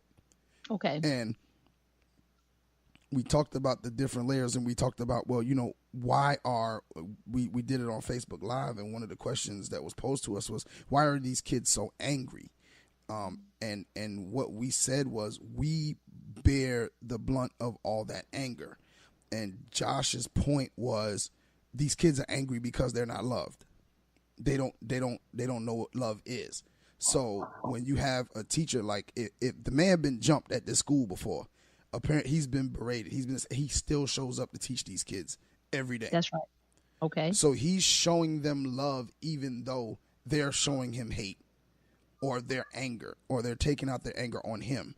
And so I applaud him in that sense. And then after the fact, there's a news story where the kids are actually coming to his defense. Yes. They have raised $85,000 for his lawyer. Yeah, for his lawyer. That's right. And the community feels like, this is outrageous. These kids are outrageous. And then, shoot, I don't know if you saw the other video from Baltimore. It's not from Thursday, but from Wednesday, where a girl punches this teacher in the face. Yes, I saw that. And it's for us. And I said on the show last night, I said, I don't know. I've never been in that situation because I've always been able to control my classes. I've had a kid raise up on me before, but I've dealt with it because of my relationship with my students. I've had kids curse at me, and you have a little back and forth, and then they eventually get out of your class. But the thing there is, and what we were trying to get across last night is, there is a tipping point. And what Josh said is, that point is where it's life or death. where it's me or it's you. And I said, I've never been in a situation where students hit me with anything. And I don't know. The sad thing is, I don't know what I would do if I was put in that position. You know what I'm saying? Like, I don't know. Okay. And to speak a little bit freely on your show, like, I don't know what the fuck I do to one of these little months. Like, like the second you hit me, you just became a man. Okay. So I got to beat your ass like a damn man. And that's why I wanted to get your feedback, just because you are actually in it. Because I'm like, I don't give a damn. I won't teach anymore. I'll go wash cars, because at some time when you cross the manhood barrier, it's a wrap. See, but Kim, it's so much that's put in place. That's why I said the guy kind of put himself in that position. Now, the lady in Baltimore, she's a very well-respected science teacher. They said she's won a bunch of awards, state awards, and she's also an elder in her church. But the clip is so short, it's like 14 seconds. All you see is the girl punch her and then walk out the door. And it's almost like, what was said, what was done before that to really, prompt this student to punch an adult in the face. Now, you know what the funny thing was, and we brought this point up too. If he would have met that kid in the street and the kid would have done something to him, and he was to beat the kid up, would nothing happen to him? Yes. Because it would be in self-defense. But Absolutely. A kid can hit him in the school in the face, and he cannot do anything, because the second he puts his hand on that kid, it becomes child abuse. Just by being on campus, because that's what he's on charges for. He's on charge. He's being charged with child abuse. Ooh, so boy. You know what I'm saying? Like, it's a situation where the teachers are handicapped. These kids have the power. Yes. They know. It's one thing to have the power and not know. It's another Right. thing to have the power and know that you got the power. Like that kid, and then here's the thing now. Let's think of it like this. Let's say he didn't do anything. And we brought this point up last night. Let's say he didn't do anything, right? Doesn't do anything. Teacher doesn't do anything, lets the kid do whatever, writes him up. The kid leaves his class. That kid is in his class the next day. And now we're going through this all over again. Gotcha. Okay. You know what I mean? Like, Gotcha. because, the school system is set up in a way where it's frustrating to teachers, because we feel as though there is no backing. We don't have any aid in dealing with these kids, because as soon as a parent comes up there, it's like, yo, the parent's right. You know what I mean? So we're not gonna the parent got to be right, because one of the things that goes on a report card is the graduation rate. That's a part of the school report card. That's 1/3 of the school's report card. The kids who graduate on time. And then your kids' retention, like the retention numbers. Basically, the more kids that are retained, that hurts your report card. So it's in the school's best interest not to retain kids. Gotcha. So thus the reason why, in a lot of school districts, you can't give a kid lower than a 50 on the first quarter. Why there's what's the word I'm looking for? Why they make sure that the suspensions are down? Why they make sure that the expulsions are down? Like, to get expelled, do you know what you have to do to get expelled? Like, wow. you legitimately have to bring. You could bring drugs on campus and won't get expelled. You'll get sent to the alternative school. You don't get expelled. Not expelled. Okay. If you bring a weapon on campus, then you'll get expelled. So basically, Yusuf, it's about the bottom line. It's about the bottom line. It's the bottom line. That's what I hear you saying. And that puts the teachers in a defenseless position where there is no way to deal. There was, like I said, he could have done some different things in that video. There were some things. Yes, I honestly believe the teacher was wrong. Okay, let me say that. I will say that, because there's a different way to deal with it. Apparently, you've had this kid, but on the flip side of it, the way I would have tried to get to kind of alleviate this, and I'm gonna tell you what would have happened. I would have went to administration and would have told the administration, look, this kid is a problem in my class. I need him moved to a different class. They would say, you need to figure out a way to deal with it. Manage your class, classroom management. I'd have went back, because that's one of the key words they throw around, classroom management. You gotta have great classroom management. Okay, whatever. All right, so now I'm gonna go in and this kid knows, oh man, I got him. So I'm gonna keep acting up. And so we're gonna continue to have these back and forths, because a kid's not gonna run my classroom. So we're gonna keep having these back and forths, and I'm gonna write them up, and I'm gonna write them up, and I'm gonna write them up, and they're gonna continue keeping him. They're gonna give him after school detention.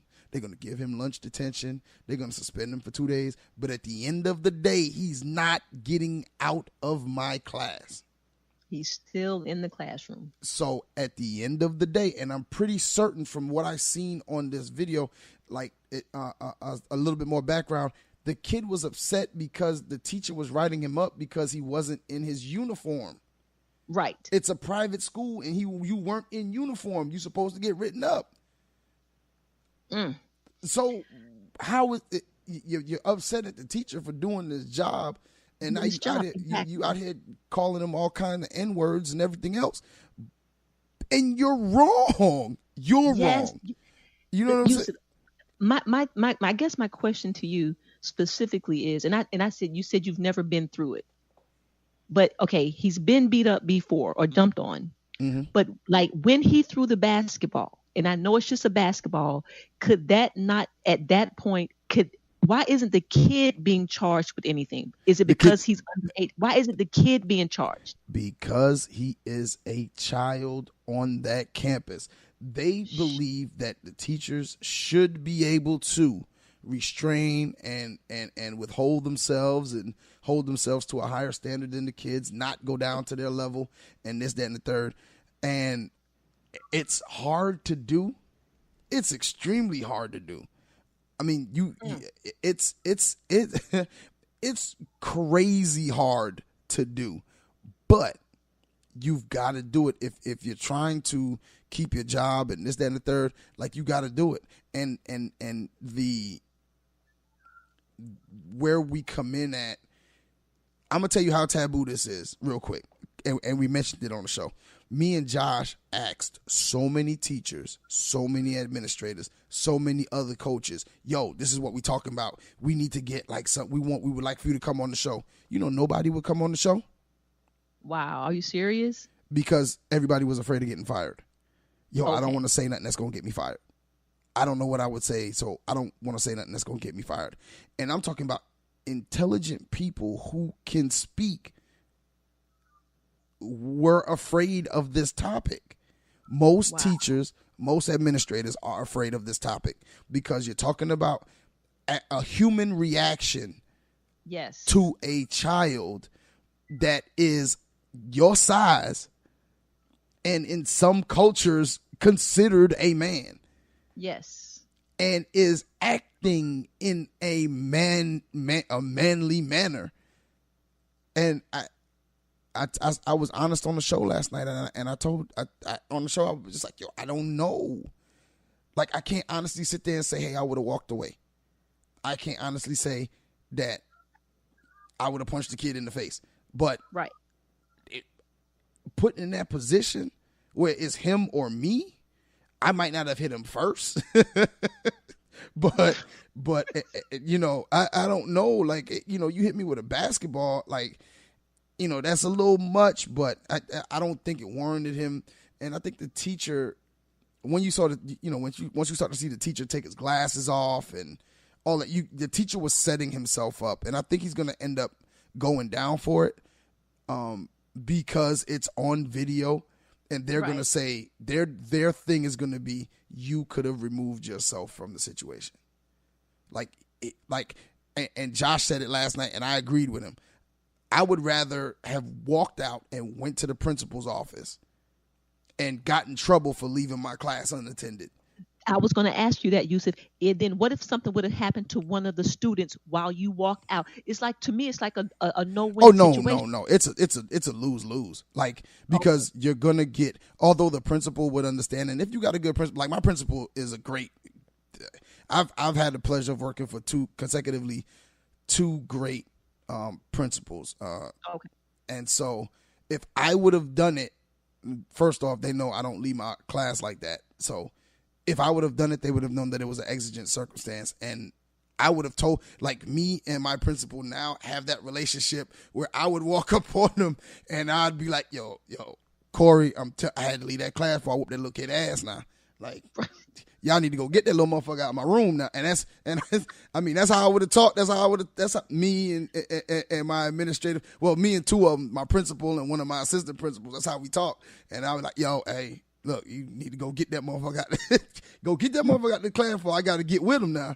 You better send Officer Sweat ass up there, because I'm telling you, you better. If I got to go back up there, you might as well call the ambulance and tell Officer Sweat bring them handcuffs to my classroom, because he gonna take me up.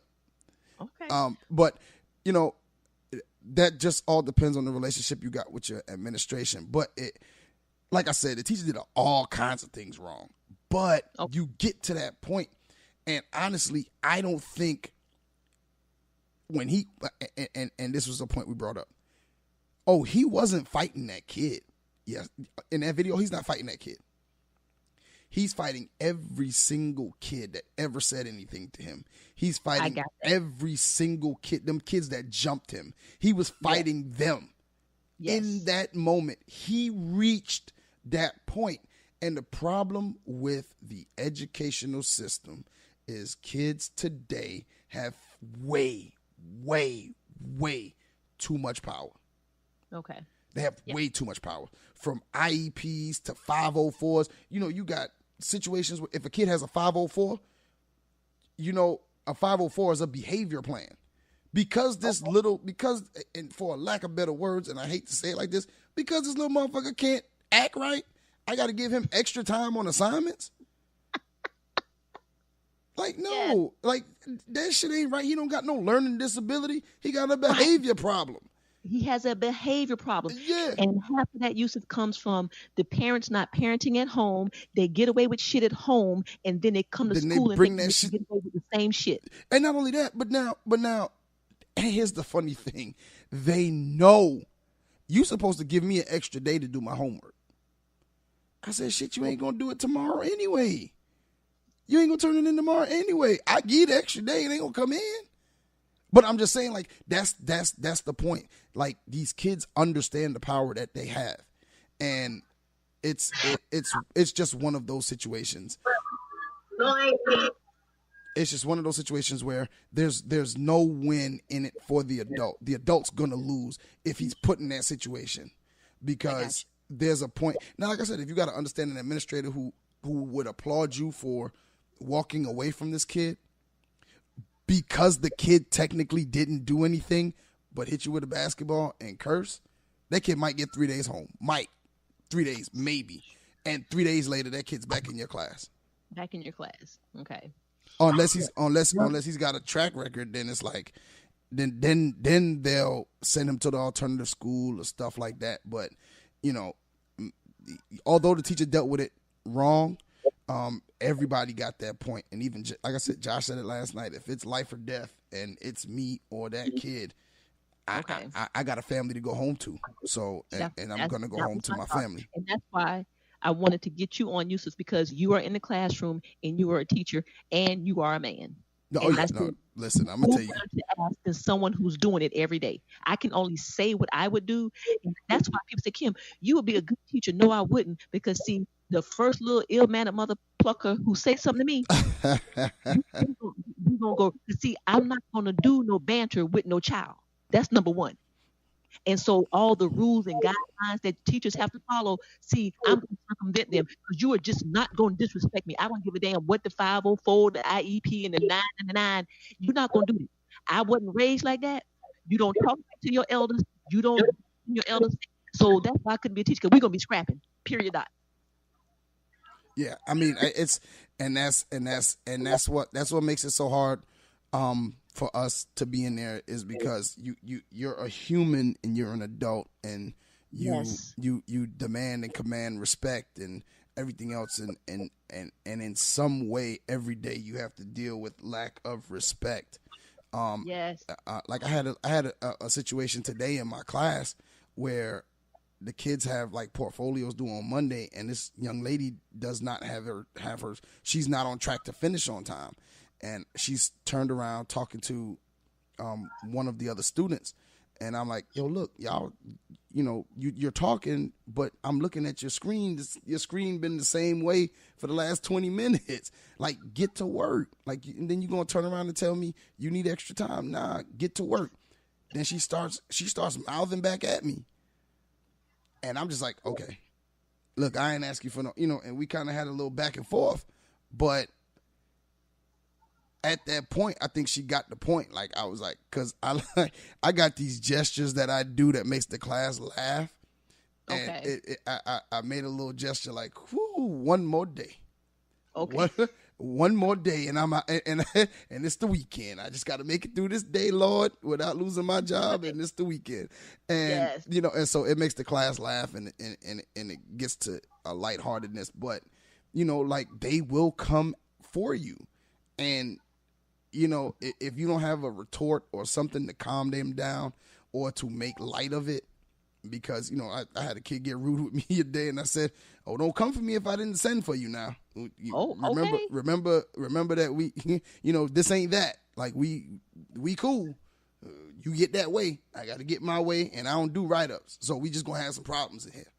And, and it just kind of calms them down because they know, oh, man, Mr. English should get with me.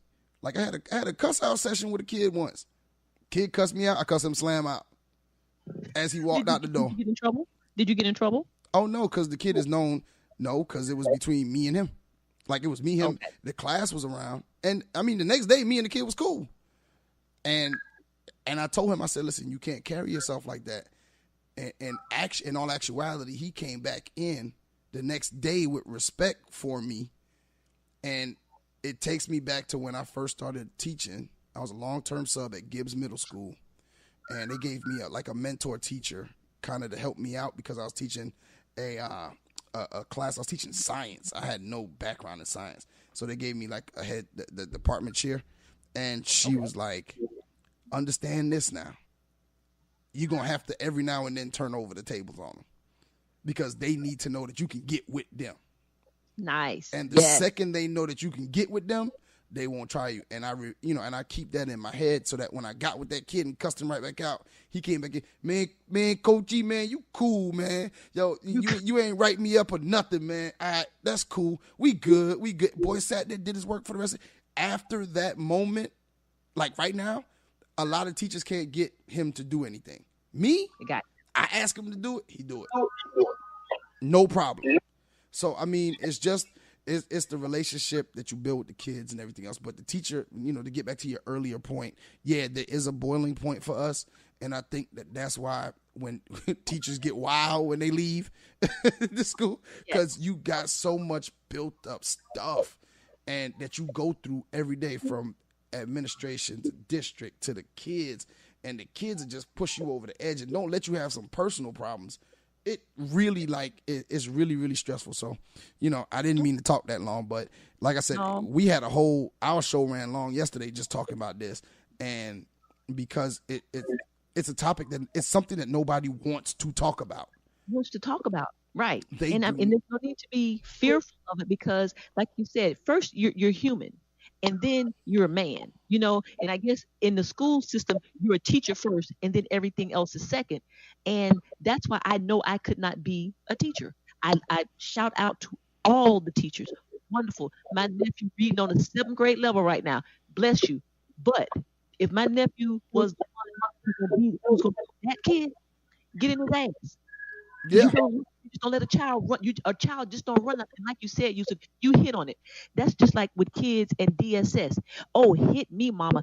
Hit me. I got DSS on my number. I got their number on speed dial. You hit me, you're going to go to jail. They have all the power. And with the power, they're in control. Yeah, so, I mean, it's it's it's one of those things. It's tough. It's tough. It's tough.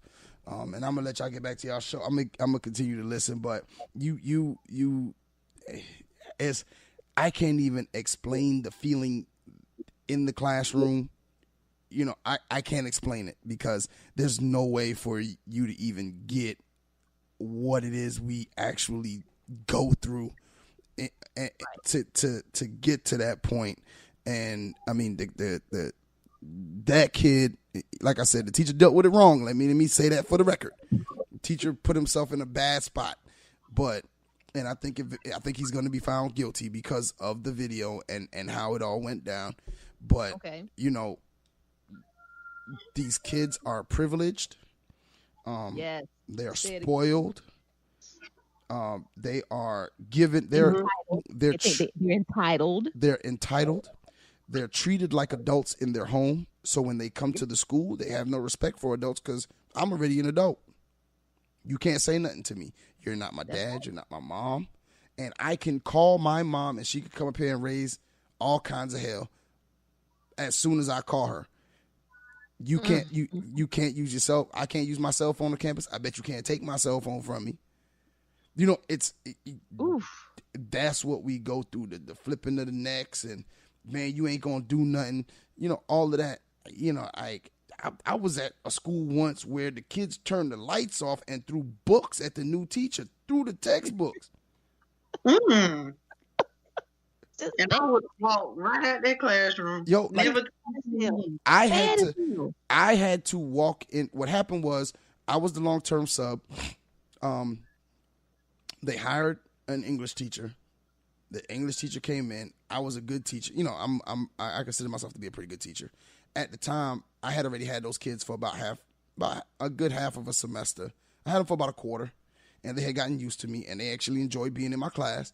And so they split the class up and gave her half of my classes, and the kids were like in rebellion, and like the first day somebody cut the lights off and all you heard was boom, boom, boom. And then you heard her scream, ow, oh, and I ran because it was like right across the hall. I ran across the hall, cut the lights on, and I had to yell at them like, hey man, y'all don't act like that. Da, da, da, da.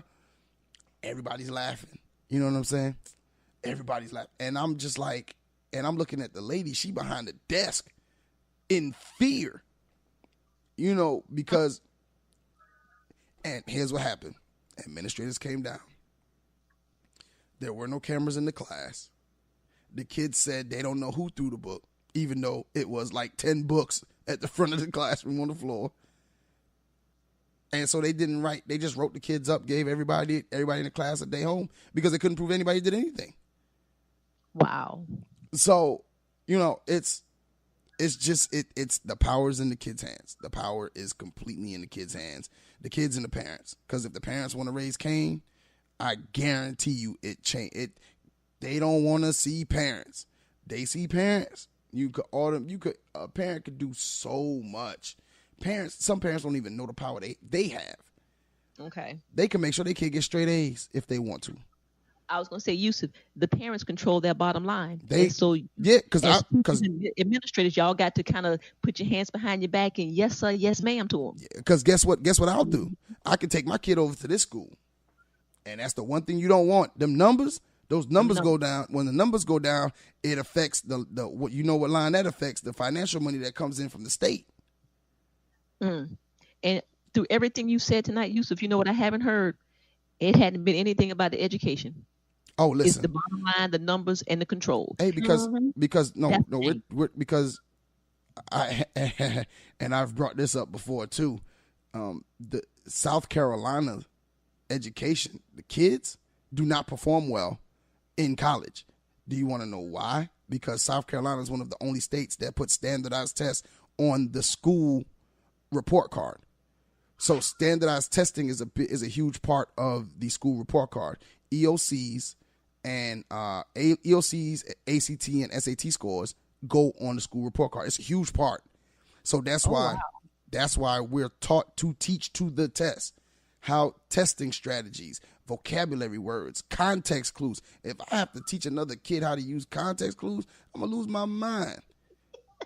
Like, we have to teach them. We have to go over vocabulary once a week. Now we're about to start these two day of the month meetings with all of the English 1 classes have to meet to come up with strategies to get kids to pass the EOC, because you get a great mark on your report card for the amount of kids, the percentage of kids that pass the EOC the first time. Wow. And so we're literally, they give us the standards from the test. I'm trying to teach them how to give a persuasive speech, and I was told, hey, hold up. You might not want to stay on that this long. I said, well, why? They said, because, there's only like 1 or 2 questions of that on the EOC. You might want to move on to something else. Move on to something else that's on the standardized test. There's something else that's more, one of the standards that are on. I'm like, yo, like, I don't care about my test numbers. What I care about is these kids when they leave me. I have kids, Kim and Lin, I have kids that are reading on a 2nd grade level. I have a girl that can't divide. She can't divide. My 5-year-old can divide. Oh boy. Like, she can't divide. Damn near can't add. Tried to give me $9 today and was struggling. And so y'all are just going to push her through. She's just going to get pushed through. through. No. Oh, yeah, because she has an IEP, which states that she's on this level. Her tests have to be read to her. Oh, that's another thing. Kids on the 2nd grade reading level, right? Why are her tests orally administered if we're trying to get her to read? Wow. So now guess what happens is, since all of my tests have to be orally administered, I no longer have to read. It's going to be read to me. So what am I being set up to do? Fail. That's right.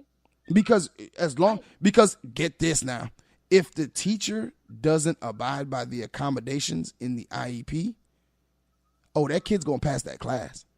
Gotcha. That kid's going to pass that class. Because they have stipulations on some of the ESOL students that says they can't get anything lower than a 60. A 60 is a passing grade. So a kid who can speak proper English can read proper English, but because they're considered an ESOL student, they can play like they don't understand and pass the class with straight 60s. With a 60. When the hell in 50 years of my life is 60 a passing grade? Well, they changed. Right. Oh no, they changed the grading scale. Oh, okay. We don't know why. You want to know why? Because the grading scale was saying that a 60, what was it? A 67 to a 72 was a D. A 73 to a 80 something was a C. 80 something to a 92 was a B, and then a 93 up was an A. What was happening by that scale was kids were not academically eligible to play college sports because of the way the grading scale was set up. So if a kid needed an A to pass a class and he got a 91, it was considered a B, so he wouldn't get that extra quality point that would qualify him. What happened was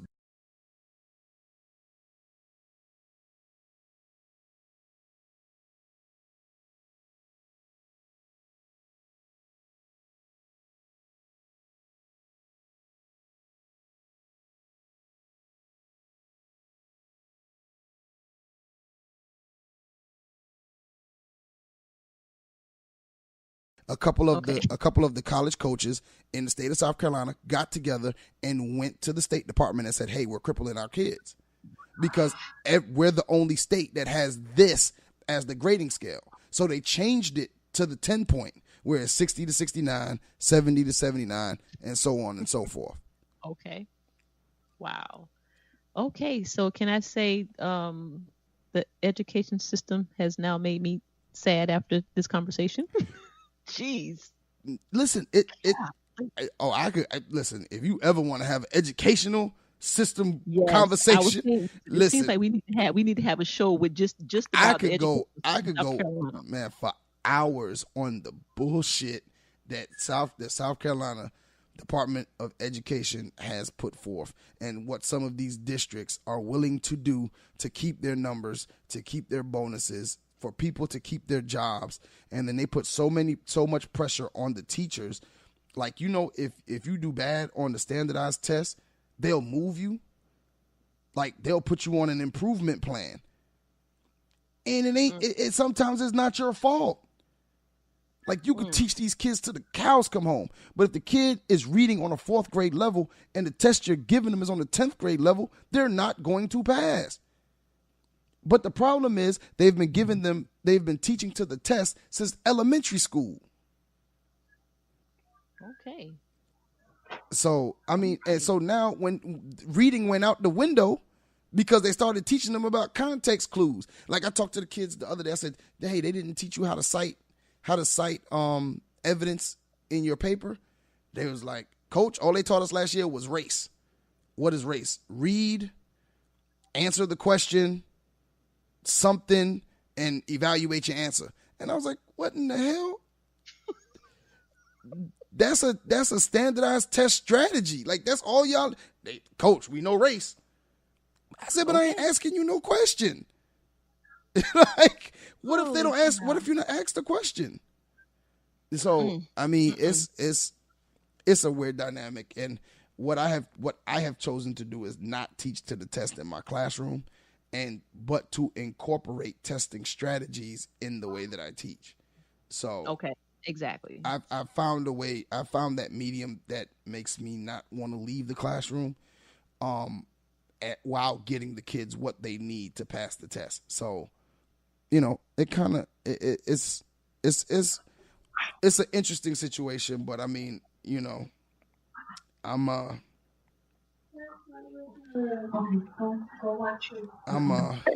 yeah. But I'm gonna let y'all get back to y'all show, man. I done got fired up over here. You got fired. I done got fired up. You don't get fired up. We're gonna have to get you back on the show so we can do some more, because it's a shame, Yusuf. But like I just wanted to, like I said, I have an opinion on it, but you do it every day, and I just had to get your input and your feedback on what you thought. Because like I said, you out there grinding with these kids, and I know how passionate you are about kids, but sometimes there has to be a line. And I just said, I think we need to get producer on here to, tell us what he thought about it. So thank you, Yusuf. No problem. No problem. Anytime, ladies. Bye. Sis.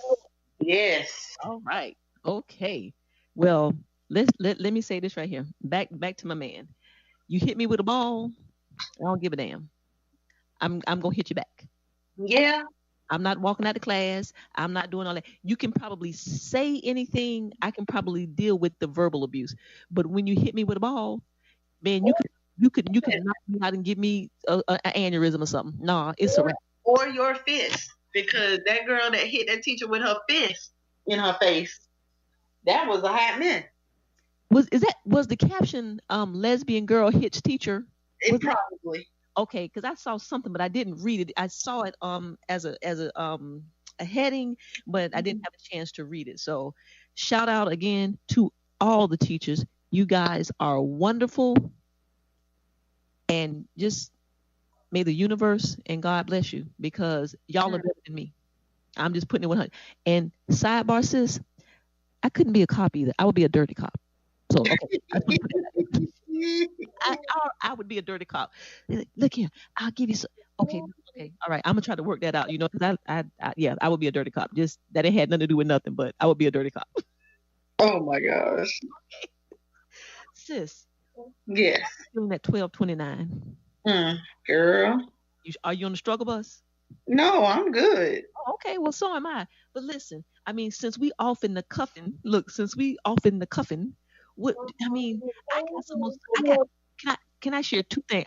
There are two things that we gotta share.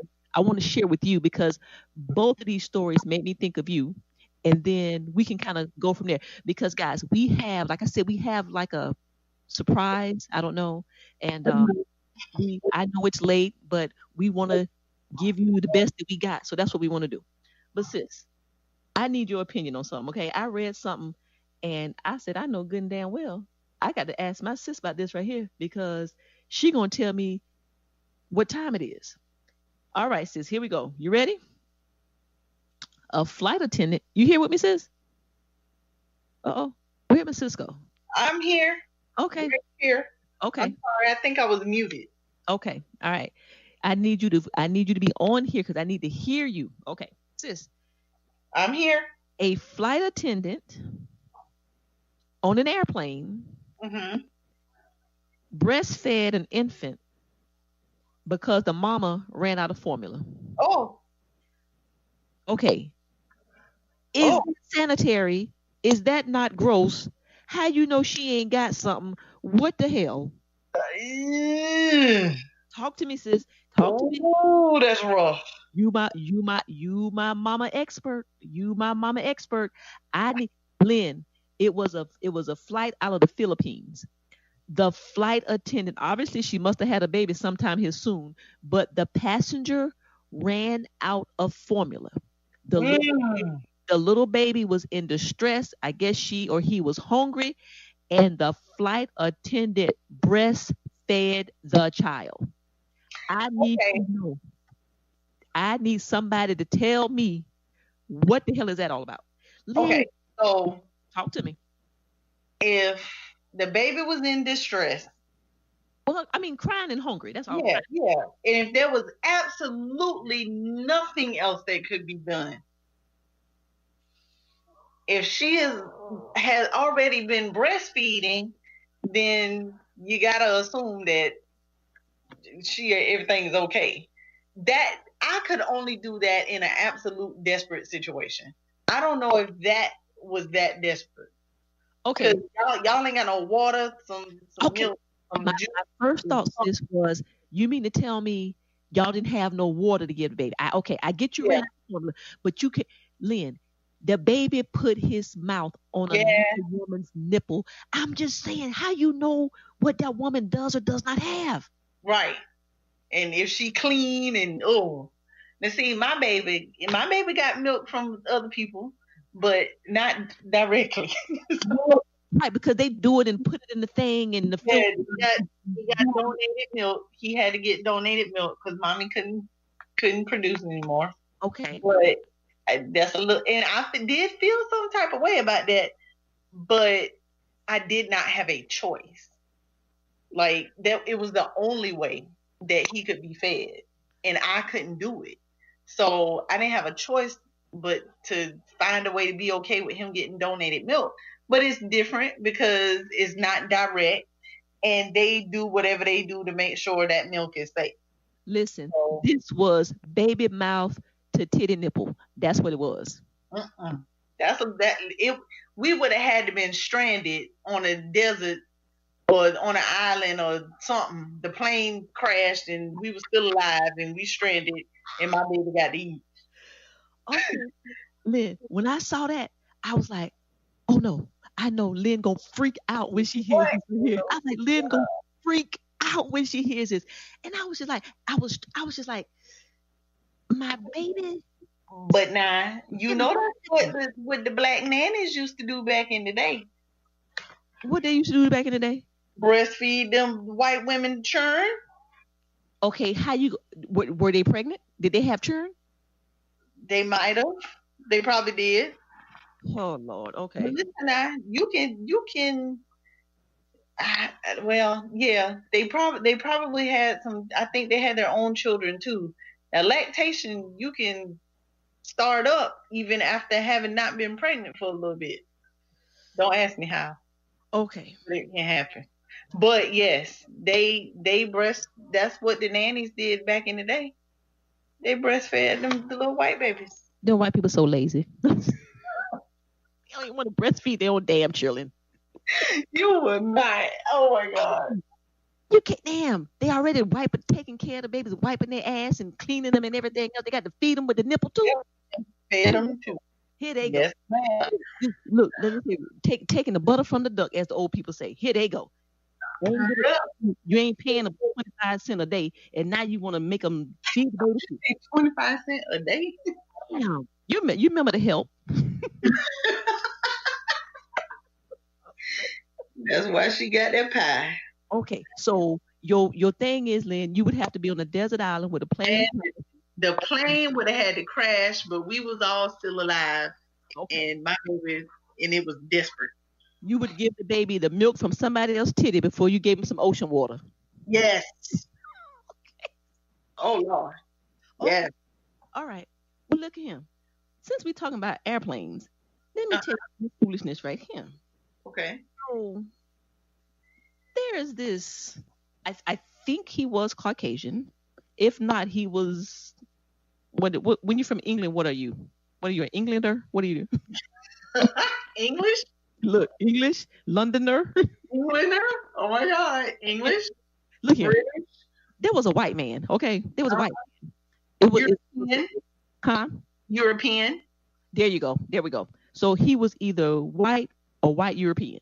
Okay. So he was on an airline called Ryanair. Have you heard about that? I want to say you told me about it. Okay. Well, let's tell the listeners about it because I'm all into the what's good and what's bad. So this man is on Ryanair and they're leaving from Barcelona, Spain to London. So the woman who's sitting next to him happens to be African American. Well, you know what? I might be lying. She was a woman of color. Okay. I know she had locks, but I'm not sure. But either way, he was sitting by the window. There was a empty seat between them, and she was sitting on the seat by the aisle. Do you know that he pitched a fit, went off on the plane? He was not gonna sit next to no dirty bastard. Carried on like a madman. There was a Caucasian or European man in the seat behind them. He stood up, Lynn. He was like, "Yo, what's wrong? Why? Chill out, man. What? Come on. What you doing? What's going on?" He was like, "Dirty bastard. I'm not sitting next to no black." Okay, but here's the trip part. They moved the woman instead of putting him off the plane. Oh Lord. Another being black. You see what I'm saying? Why? I'm like, yo. Now somebody made a comment. Well, hopefully they put her in first class. No, put his ass off the plane. Right. How about that? Put his ass off the plane. That's what I want you to do. I don't want you to put me in first class. I want you to call security, and because he's disrupting the flight. That's right. Anything else less than that, it's not good enough for me. She's taking the high word, Lynn. She's looking at him, trying, like shrugging her shoulders, like, what's wrong with you? Like, why are you acting like that? And she should have cussed his ass out. If it would have been me, we would have gone. I would have pulled a Yusuf mother. You've been beating him. I done seen you in your fight stance. I'm just saying, and I can get down with the get down. So. Okay, I'm just saying, but I was so disappointed again. You can't do nothing.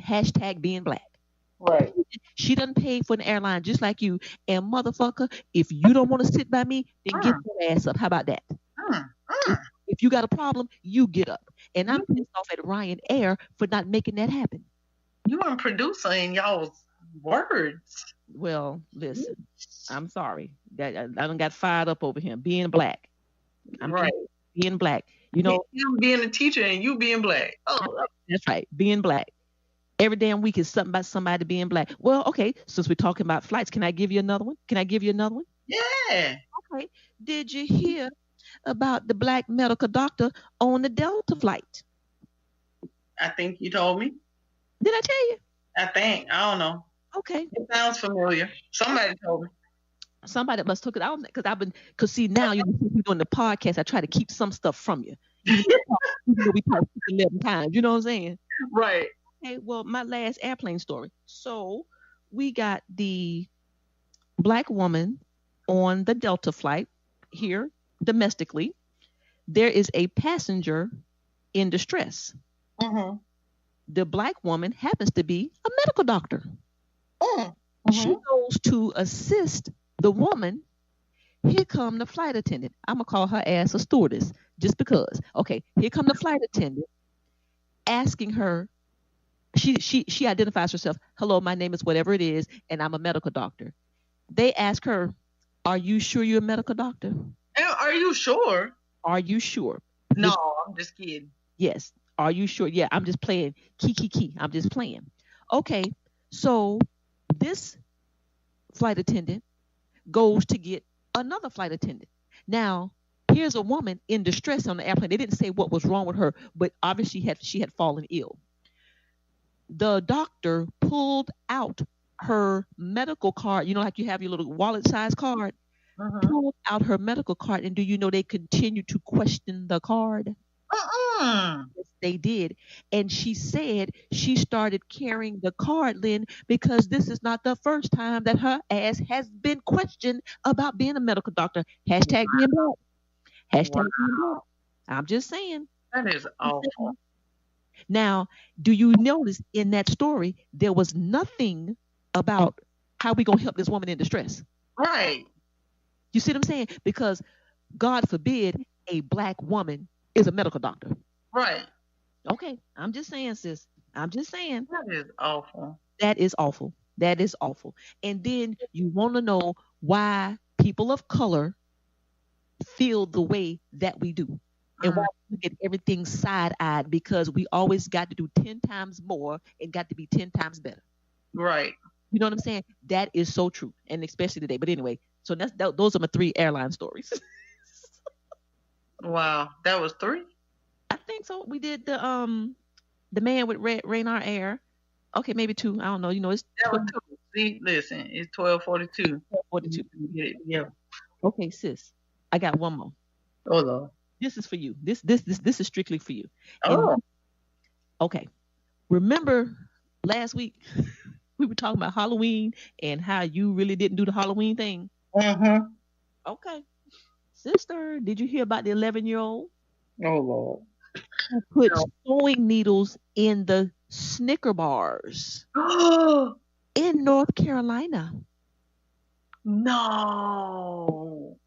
In this particular neighborhood in North Carolina, when the people started eating the candy, they had over 5 families call the police. When they examined the Snicker bar, sis, the 11-year-old had put sewing needles in all of them. Yes, ma'am. Yes, ma'am. I'm done. Yes, they did. And I said, Lord, please don't let my sister see this, because next year, me and Edison, it's a wrap. Done. It's a wrap. It's over. It's all the way over. Halloween is no longer a special occasion. They stopped the Halloween day. It's over. Halloween doesn't exist anymore. Yeah. As a matter of fact, the government says that we have to stay locked in the house on Halloween. That's right. And so, and of course, sis, they took him to the psychiatric institution for evaluation. Oh Lord. I'm like, no, he's bad as hell. He heard somebody talking about it, or he thought about it and he wanted to hurt somebody. You got to be a little psycho for that, though. Man, you know you got to be a bad. You got some conduct disorder going on. Okay, all right. Well, we about to see, because that's what he did, and he was a relative of someone who lived in that subdivision. How about that? Oh, he didn't even live there. Live there? Yes, ma'am. I'm done.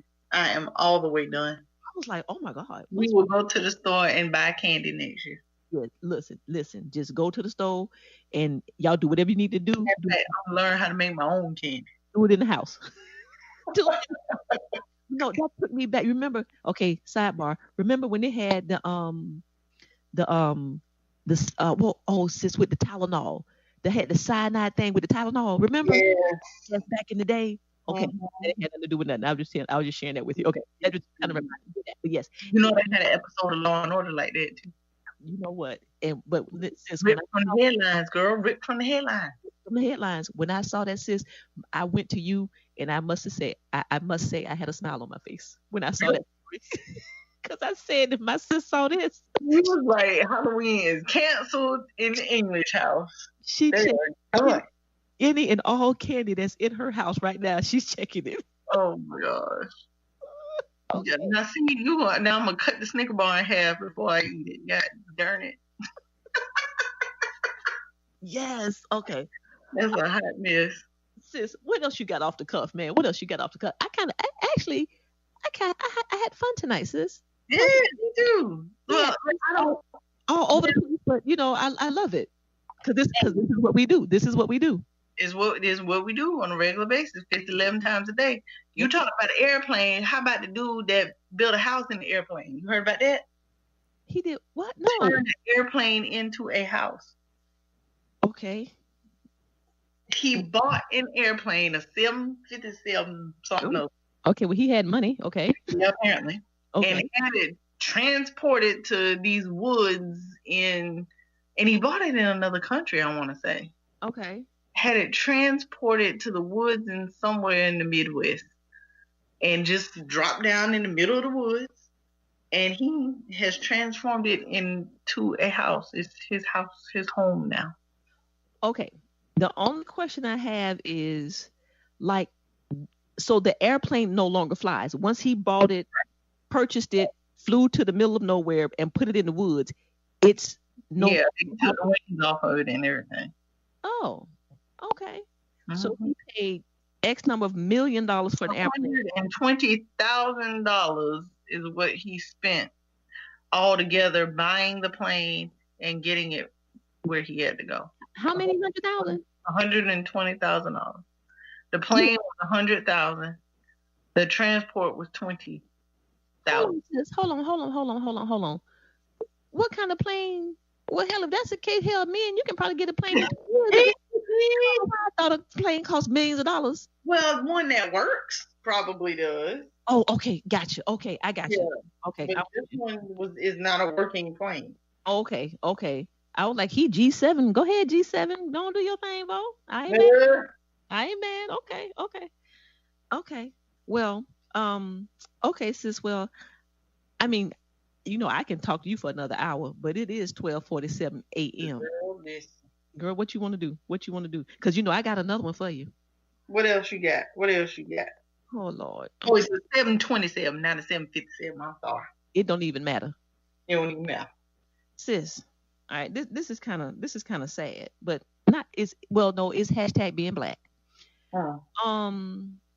So a little black girl, I forgot the state. I want to say somewhere up by Chicago, maybe Wisconsin, I think.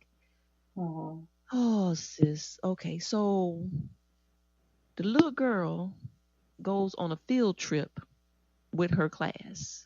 And it's kind of like mirror situation.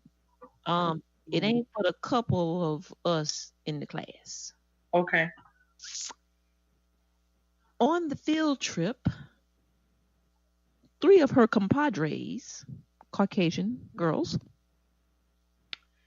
they tied a rope around her neck, broke her skin, and commenced to choking her. Oh my God. Okay.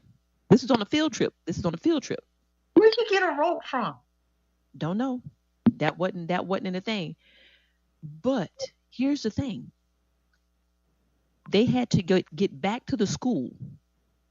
They did not notify the mother either on the trip or when they got back to the school. She found her daughter like that when she picked her up. Yes, ma'am. Oh my gosh. Again, I want you to see the picture. Her neck is deformed. She is going to have plastic surgery on her neck. They were trying to kill her. Yeah. They were trying to kill her. But anyway, the mother sued and she won $68,000 for medical bills. What the hell? What is that? This little girl will probably be traumatized the rest of her life. Lynn, I'm gonna find that picture. Lynn, the mark that is on her neck, Lynn. I'm looking for. Okay, I see it now. See it? Okay. Yep. Tell the listeners where you got it so they can see it. This is what these girls did to her. Oh my God. I just typed in girl tied rope around girl neck. Okay, and it's an African American girl neck, right? And it's just a picture. Waco, Texas. Okay, sis, is that not a hot mess? Oh, that is awful. Why did they only get $68,000? That little girl is going to need counseling. Yeah. She needs plastic surgery. Do you see her neck, sis? Yeah. Now I'm gonna tell you It's something. awful. I'm gonna tell you something, sis. If that was my child, my niece, my something, I'm gonna find out who them little chicks are.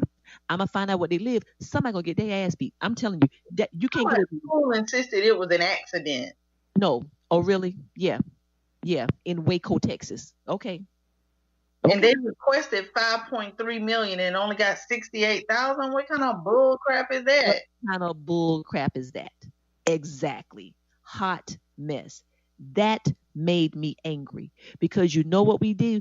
Because as people of color, we are so forgiving and understanding. You know what I'm saying?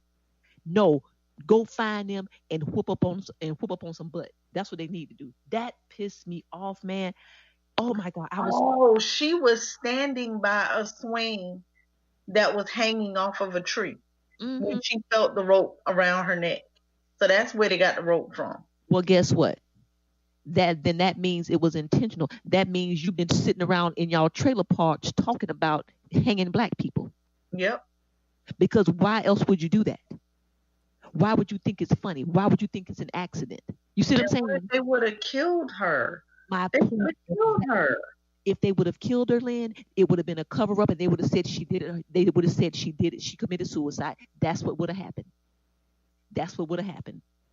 Play with it if you want to. Okay, me and producer fired up tonight. We fired up. Okay, but anyway. But yeah, this fired me up. But sis, I'm saying here's a sixth grader.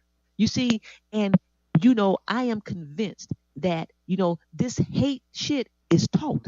You understand what I'm saying? Oh yeah, definitely. So now here you are trying to work hard. Mama probably got 1 or 2 jobs, 3, 4, or 5, so that her child can get a better education, so she can go to the private school. You see what I'm saying? Trying to put them around little Becky's, and then look what happens. Look what happens. That's awful. Yeah, that's awful. That's awful. You can't tell me that young woman, that young girl will be the same. She's scarred for life. And I want to know what's gonna happen to those girls who did it. Yeah, most definitely. Yeah, that's what I want to know. That's what I want to know. But anyway, okay, sis. Those are the things that I wanted to share with you because I was pretty fired up this week with a whole bunch of stuff. Oh yeah, listen. Well, on a lighter note, Real Housewives of Atlanta's back on. Yes, I know. We recorded it Sunday. We got to watch it today. We'll watch it. No, ain't watching. All right. You messing up the conversation. I know. Okay. Well, no, we'll talk about it. Did they show Nene and Greg? Yes, ma'am. And Greg is really going through the cancer thing. Yes, ma'am. Okay, so now, and I know it's reality TV, but this is some real life stuff right here. Oh yeah. Okay, and I'm gonna tell you something, and I hate to say this, sis, I bet you they got extra money to let them film this. I guarantee you, because I think he gets $1 million or every episode or every 2 episodes or something. She should get a reality show. Girl, listen, the Lin and Kim podcast gonna be a reality show after Defy Life put on something out there. You watch. Man, listen. I'll take $1 million an episode for y'all to film me having anxiety attacks and beating Mary Edison and trying to cook dinner and do homework and have to bring some fire. You're gonna have to bring some Look, that's boring. You're gonna have to bring some fire. You're gonna have to run at the door with your clothes off or something. You know what I'm talking about? I can bring some fire. Me and their daddy argue or something. You know what? You just damn pitiful. I'm not. Is that your fire? You and the daddy arguing? Look, I get into it with both of the baby daddies. Oh, bring them both home. You know what? I don't even know what to do with you with that right there. We get CJ daddy. We get Mary Edison daddy. And we'll have a whole thing. You know what I'm saying? Okay. All right. I'm gonna let you stew on that and see if You you know, fight some ex-wives. Oh, we got it. We good. Okay. All right.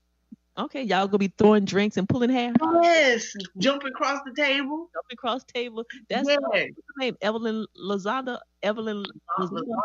Yeah, that's her. She loved to jump across tables and throw stuff. But listen, some people be having quiet shows like the Shawnee show with the court. What's it called? With Shawnee and them. And with Shawnee and her children. Yeah. Okay, can I have a sidebar right quick? Sidebar. Shawnee O'Neal nose is not cute. Oh Lord. Hey Shawnee. Nothing to do with nothing. Shout out to Shawnee O'Neal if you ever listen to it.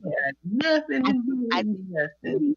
But Lynn, her nose, it's a little weird. Come on now, Lynn. You have never had a thought about her nose. Come on now. Well, maybe I didn't identify it as her nose. I always thought that there was something weird about her face. Her nose. You trying to be nice? Okay. Right. Listen, that's just a sidebar. We don't have to get into it. I was just saying. Now I have to Google her. Watching that show, watching the Basketball Wives, and the court side with Shawnee or whatever. Sis, her nose is a hot mess. Oh yeah, it's a little rough. Ooh. Okay. Ooh. And it looks like it's flying. And listen, if they get the wrong camera shot and get up under there, ooh, it look like it's flying away. Okay, I'm just saying. Yeah, you're right. It's a little weirdish. Shout out to all the Shawnee lovers, not hating. We just making an observation. Just making an observation. That's what we do. Okay, sis. She's so cute though, but she's cute, and she has. Their show ain't got no drama. It's cool and calm, and you know. Okay, another sidebar. So how you go from cussing people out on Basketball Wives, and then you go home and got the nice Shawnee I'm a Mama show? I'm just saying. Right. I'm just saying, sis. I'm just saying. That's just good point. Good question. Okay, I'm just saying. In the same place. So the night before, you out there cussing out with Tammy and throwing bottles and all kind of foolishness, and then you go home and be Mother of the Year. Girl, bye. Girl, bye. Yeah. All right. How many kids they got? Huh? How many kids do they have? They have. I think they have 4. I think they have 5. I think Shawnee has 5, and 4 are with Shaquille. The oldest boy is not Shaquille's. Oh, the little one with the hair, the little brown one, the model. Okay, maybe the one Sharif, who is the second oldest, the one who was supposed to go to UCLA. Is that's where Shaquille's kids start, and then I think it's 2 boys and 2 more girls. Okay, so the oldest one is the one that's the model. The brown. I'm not sure. I don't follow it like that, but the oldest one is Shawnee's child, not Shawnee and Shaq's child. Yes. Gotcha. Okay. All right. Okay, sis. Well, I'm kind of half excited. I want to get to our other. Man, this is a long podcast tonight, but I feel like it's 5 o'clock in the afternoon. I'm wide awake, girl. No, listen, these people ain't gonna listen to all this foolishness. Oh, okay. Well, don't say that. We'll tell them like we did. Y'all gonna listen. Listen to it in segments, okay?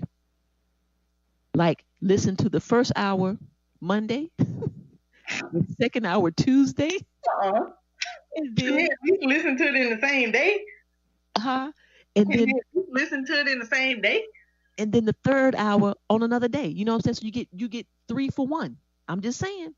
I'm just saying. Because tonight, this is what we do off the cuff. You see? True. Okay.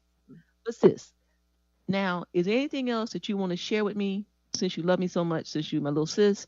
Or do we want to go to this special part of our podcast that we're excited about that we want to share with the listeners? Special part. Okay. So what we'll do is we're going to go to our special part, and we're going to say that for the first time in our young life, our young 6-episode life, we got 2 questions from the A&E email. Yay! I'm clapping. Are you clapping? You're not clapping? Yay! Yay! Woo, woo, woo. Okay. We checked the email and we got 2 questions asking our opinion on 2 situations. And I don't know about you, sis, but I was around here acting like I had won the lottery. I'm just saying. I was saying. Eyes wasn't happy. The more emails we get, the more it'll feel like we won the lottery. But So y'all, we can't email ourselves. we can't email ourselves, but you can email us anything you want us to talk about, anything that you are going through and you want our opinion, just whatever it is, put it in the email. But we were so excited. So remember, we are counselors. We can't give advice. well, yeah, that's true. That's true. So Lynn, I'm gonna say without further ado, the first ever email question from the A&E email. Yay! Dun, dun, dun, dun. You want to do you want to do your question first, sis, or you want me to do mine? No, you do your question. Okay, all right. So we got an email from a listener, and it's I guess we can say, what do we think about this? Okay, so here's the scenario. There is a birthday party for a gentleman, and the gentleman is seeing a woman. Mm-hmm. The gentleman's children are planning the party. Mm-hmm. Okay. And the woman, I'm trying to paraphrase without reading the thing. The woman has been invited. Well, she's only been seeing this man for about 4 years, and they're older. Okay. They've been seeing each other for 4 years, and she's only met his children once. Oh, okay. Okay. So the birthday party is this weekend, and the invitation, she did get an invitation. It did come late. Okay, right. The invitation came late, and so the question is, should she be upset that the invitation came late and that her children were not invited? I know, right? Well, who did the inviting? Well, wait a minute. Do her children have a relationship with him? They know him? Okay. Yes. And yes, her children have. You know what I think we're going to do? I think the next time, because I wasn't sure how to do this part because we've never done it before. So I think we're going to do it like Steve Harvey the next time. And, like the strawberry letter? Yeah. Next time I'll read the letter. Okay. Okay. But anyway, so yes, over the 4 years, the children of the woman, they have a really good relationship with this man. Okay. He's invited to all of the stuff that goes on. Okay. So the question is, should I be upset that my children were not invited to the dinner? Who did the inviting? The daughters, the man's children did the inviting. Yes. Yeah, I would question that. Okay. I'm not sure about upset, but I would definitely question.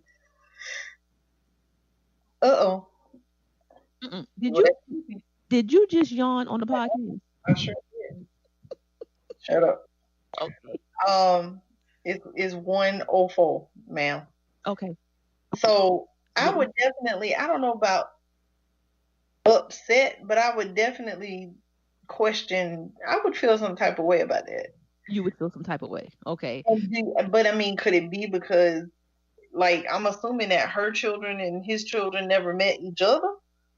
From the way the email read, I'm gonna say no.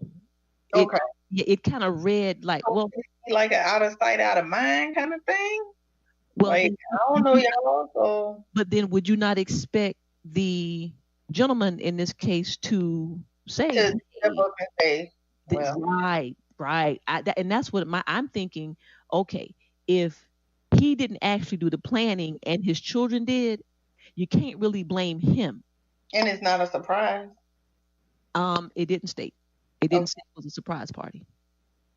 But my feedback would be, I would hope that if it was my man or boyfriend or girlfriend, I would hope that he or she would have enough gumption about themselves to say, listen, I need these people to be at the party.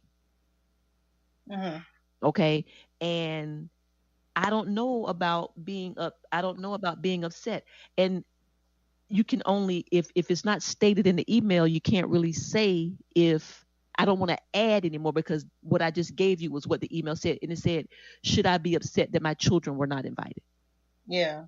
So we're going to respond back and, give us some feedback, guys. What do you think? I'm saying, I'm like you, address it, but don't be upset. Because Hmm. if he wasn't in control of doing it, you don't know what that communication was, and at least you got the invitation. All right. You know what I'm saying? So, but anyway, more so, thank you for the question. Thank you for valuing our opinion. Um, so I say I co-sign with you, sis. Um, talk about it, but don't be upset about it. Right. Yeah. Okay. And Because it could have been an oversight on their part.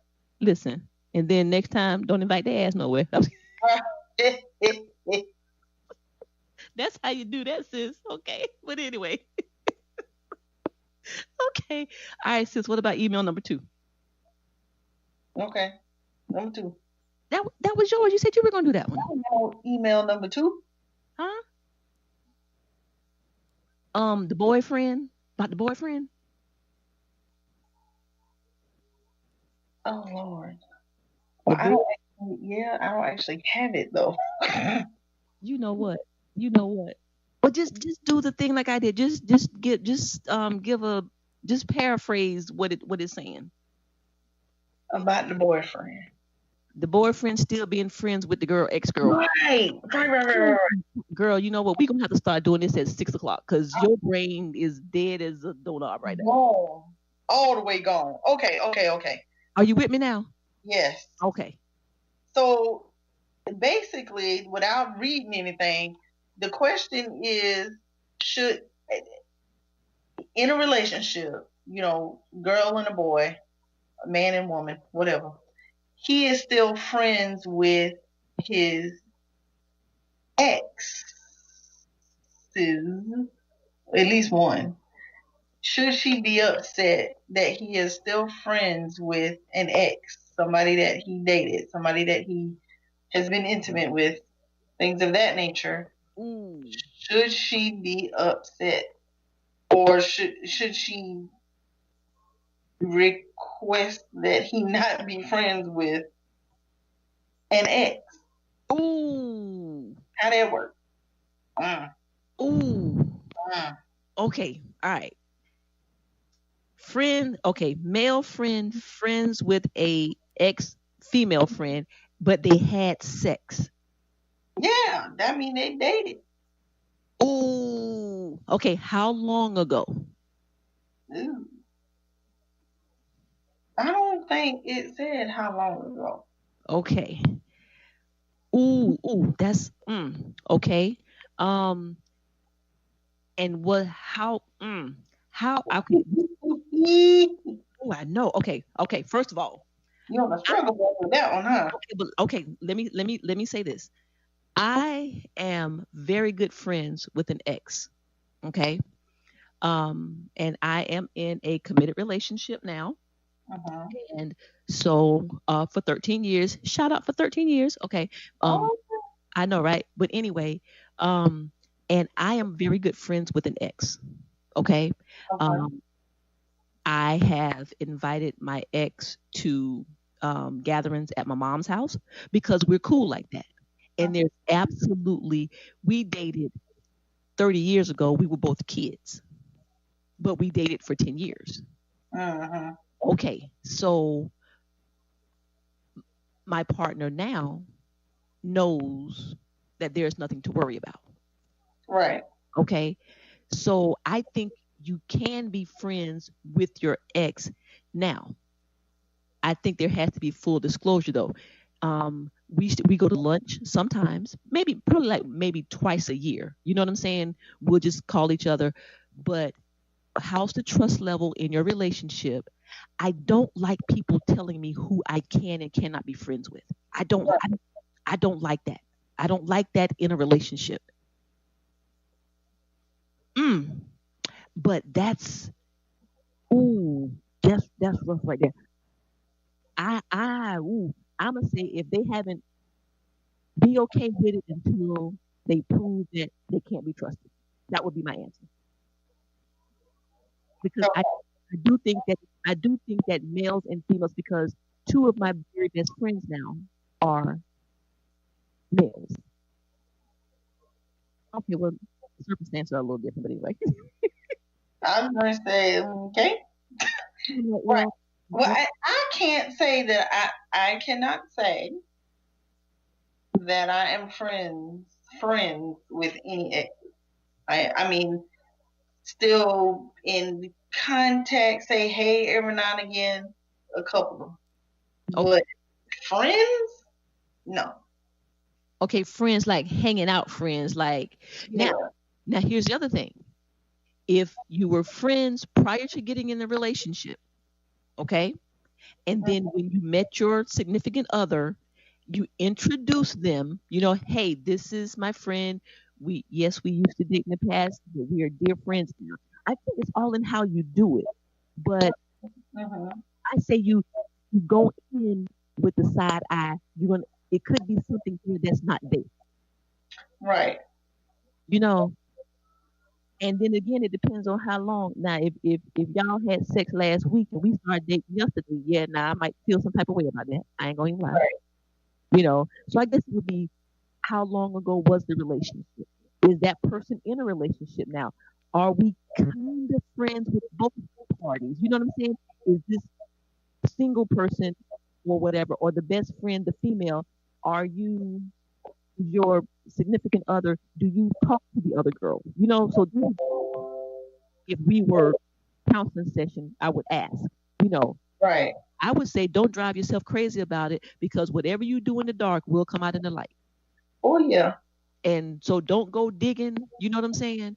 And just put your trust there, because that's all that you can do. That's what I would say. Yeah, definitely dig.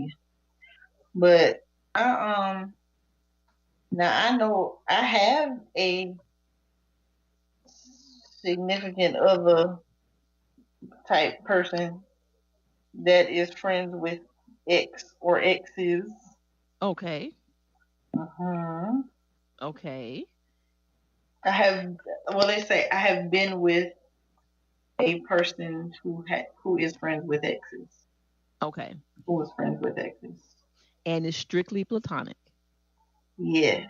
No flirting, no little side comments when nobody looking. Well, hell, not that I know of. Okay, I'm just asking. I'm just asking. You know, Sometimes that's just in your nature, because you done been there, done that. You know what I'm saying? And so you just I, I don't think so. I have witnessed the interaction, you know, with one of them before, and no, I would say no. okay. Okay. Well, um, again, I'm excited. I think I'm a little bit more excited than my sister. I think my sister is excited, and you could probably hear it about 3 hours ago. But since we waited to the end, because she on the struggle bus. Just But run out of gas. listen, I want to give a shout out to FB and RW. Those were the initials of the people who sent the email. We're not going to put anybody on blast. Send us more questions. If I hope that we answered your questions, we're really excited. I'm really excited about that. Like I said, I felt like I won the lottery, because that means that someone's listening, and that means that you care enough about our opinions to ask, for our thoughts. So that Right. means a lot to us. So again, shout out to FB and RW. Keep sending the emails. I hope that we gave you answers that will help you with your issue. And that was our very first listener question. I'm excited about that, sis. I hope one day we can just do a show with nothing but listener questions because we got like 500 in the inbox. Oh Lord, I know. I I know know. That would be amazing. it's gonna happen, and it's gonna happen. All right, okay, sis. Do you have anything for? You know what time it is? What time is it, sis? This ain't got nothing to do with nothing. This ain't got nothing to do with nothing. What you got, please, sis? Mm. Mm. Well, this right here ain't got nothing to do with nothing. I'm sitting here looking at Bitmojis. Okay, okay. They Um, got really cute little hairstyles on here for your Bitmoji. okay. So why are you looking at Bitmo? Oh, I know why you're looking at Bitmojis. Okay, I got. Kind of. Okay, okay, okay. So yeah, There. that really didn't have nothing to do with nothing, They ain't got really. nothing to do with nothing. They're cute though. Okay, okay. Any There's a cute little hairstyles. I might have to pick me a hairstyle off of here. okay, Hey, I want this. and then show the picture of the Bitmoji. Right. Okay. Yeah, I wonder if that would work. Anything else? No. I ain't Okay. got this ain't got nothing to do with that. Okay. Well, this ain't got nothing to do with nothing, sis. You know that 52-week challenge that you do where you put money in the jar. Yes. Okay, why I always digging it and can't keep the money going for 52 Oh weeks? Lord. Sis, I Well, needed, listen, well you can't motivate me to do it then. God darn it. I needed some gas money the other day, and I was on the struggle bus. I had to go on my 52-week job and get some gas money. And I promised myself that this year I was going to make it through the entire 52 weeks without going in that jar. I need to put it in the bank so I don't have access to it. You know what I'm saying? But Exactly. that ain't got nothing to do with nothing. That ain't got nothing to do with that. Okay, sis. Okay, this ain't got nothing to do with nothing. You know, and for the listeners, my Bluetooth broke about Struggle bus. 2 months ago. Right. My ghetto ass took some packing tape and taped it back together. Uh-uh. Well, that's what I did with mine, so I ain't mad at you. Okay. Okay, but sis, I done had it around my neck and wearing it every day. The tape done lost its elasticity. Oh Lord. And sis, when I saw it today, the left side was hanging down past my clavicle. Oh gee, not the clavicle. Hanging down past the clavicle. Listen, that ain't got nothing to do with nothing. So my question is, why in the hell won't I just go call AT&T or Ain't go getting and get another damn Bluetooth? good question. Just lazy, lazy. I That rather put the tape on because where the AT&T store is, I don't go on that side of town, and I don't feel like going down there. But because what happens is, I went to the mall with my mom tonight, right? was, And I saw the man staring at my neck. it happened in public? Oh Lord. I'm saying I didn't know it because I just have it around my neck. I didn't know that it was hanging to the left. You know what I'm saying? Oh gee. So he was looking at me, and we were talking, and I said, "Why the hell is he?" Because it was obvious he wasn't staring at my breast. You see what I'm saying? So I kind of glanced down, said the damn thing done shifted all the way down. I'm like, I be John Brown. God almighty. Okay, that ain't had nothing to do with nothing. So needless to say, I think I need to go get me another Bluetooth. Yeah, I'm thinking you do. Okay, and sis, this ain't got nothing to do with nothing. Last one. You like Papa John's pizza or Pizza Hut pizza? John. Okay, listen. Chantel done hooked us on Papa John's pizza. Shout out Man, to Pizza Hut. Listen, Lynn, I thought Pizza Hut had the best pizza. no ma'am. And I don't care nothing about what Papa John said or how he called somebody nigga out. He did something. Well, I that don't was care. that was the CEO man. No, What? Yeah. we got I a Papa don't care. John's right over here in the hood Right. that's run by the franchise is run by a black man. Yep. But my point is, since that's only the second time in my life I've had Papa John's pizza, What? and that's been in like the last Well, 3 months. you know how every time you talk to me, I'm ordering pizza, right? I declare That's my where I'm getting it from. okay. And My they had, I tell you why Chantel ordered them tonight because it was buy one get one free. well, there you go. Because she said, "Hey, you want pizza tonight?" And I was like, "Sure," but I had no idea that Papa John's pizza is off the chain. It is. Off, Girl, ain't nothing like it. I was the whole Pizza Hut, rah Pizza Hut girl. Yes, Nope. ma'am. That I crust ordered in from Papa Pizza John's is Hut. off the chain. Yes, ma'am. I ordered from Pizza Hut recently just because it was cheaper and Papa John ain't had no good deal going on. Oh, But okay. I wanted to get it tonight just because of the deal. But I believe it or not, I couldn't believe it because Friday is my no cook day.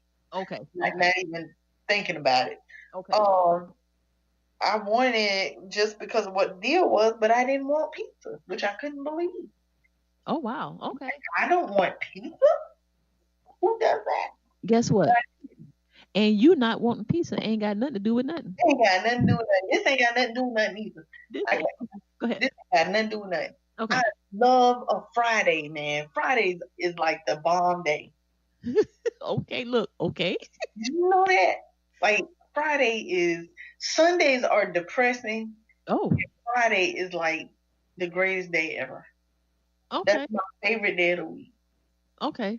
They ain't got nothing to do with nothing. I'm just Well, since you're talking about something that's good, why am I sitting here looking at my granddaddy urn? oh. Yeah. I know, right? It's just I just kind of look to the left. For those who don't know, my granddad died. God rest his soul. What 2-3 years ago? And it wasn't funny. 4 years ago? I don't know. And Something like that. But it wasn't funny. But every time I think about Granddaddy's service, I know. Okay, Lynn, can we tell the listeners? Oh my God, we've been on for 3 hours, but I'm having so much fun tonight, sis. Can we talk about the service? We're not laughing that Grandpa died. We laughing about the service. Okay, quick story, and then we're gonna let you guys go. Okay, so my granddaddy died. My granddaddy wasn't a church going man. So we were not going to be hypocritical and take granddaddy to a church. That's not what we do. So we had a graveside service. My little sister, Lynn, was the officiant. all right. And you did such a good job, sis. Oh, thank you, girl. Thank you. My friend Sonia did the music. Shout out to Sonia. All right. Goldie. She was in charge of the music. Best friend Kenny read the scripture. Shout out to Kenny. All right. Kenny Rob. Aunt, let me see, cousin Barbara did the prayer. Very good job. Shout out to Aunt Barbara. I remember that. Okay. Cousin Barbara. Okay. And I was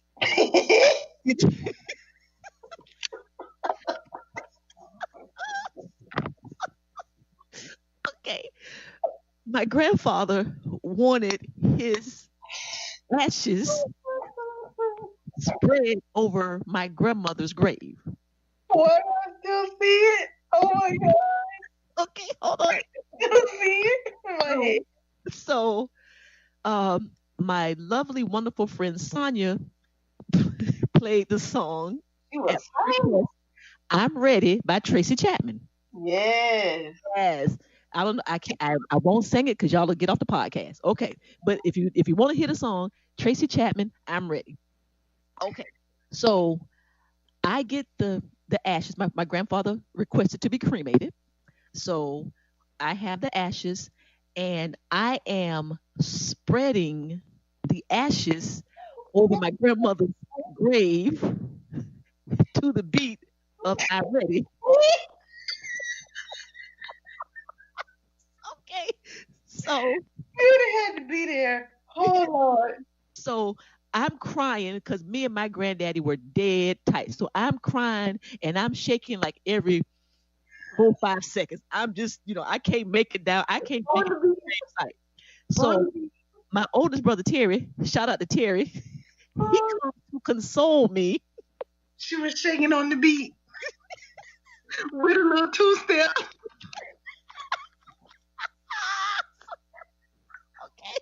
Okay. So Gravesite dance. It was a gravesite dance.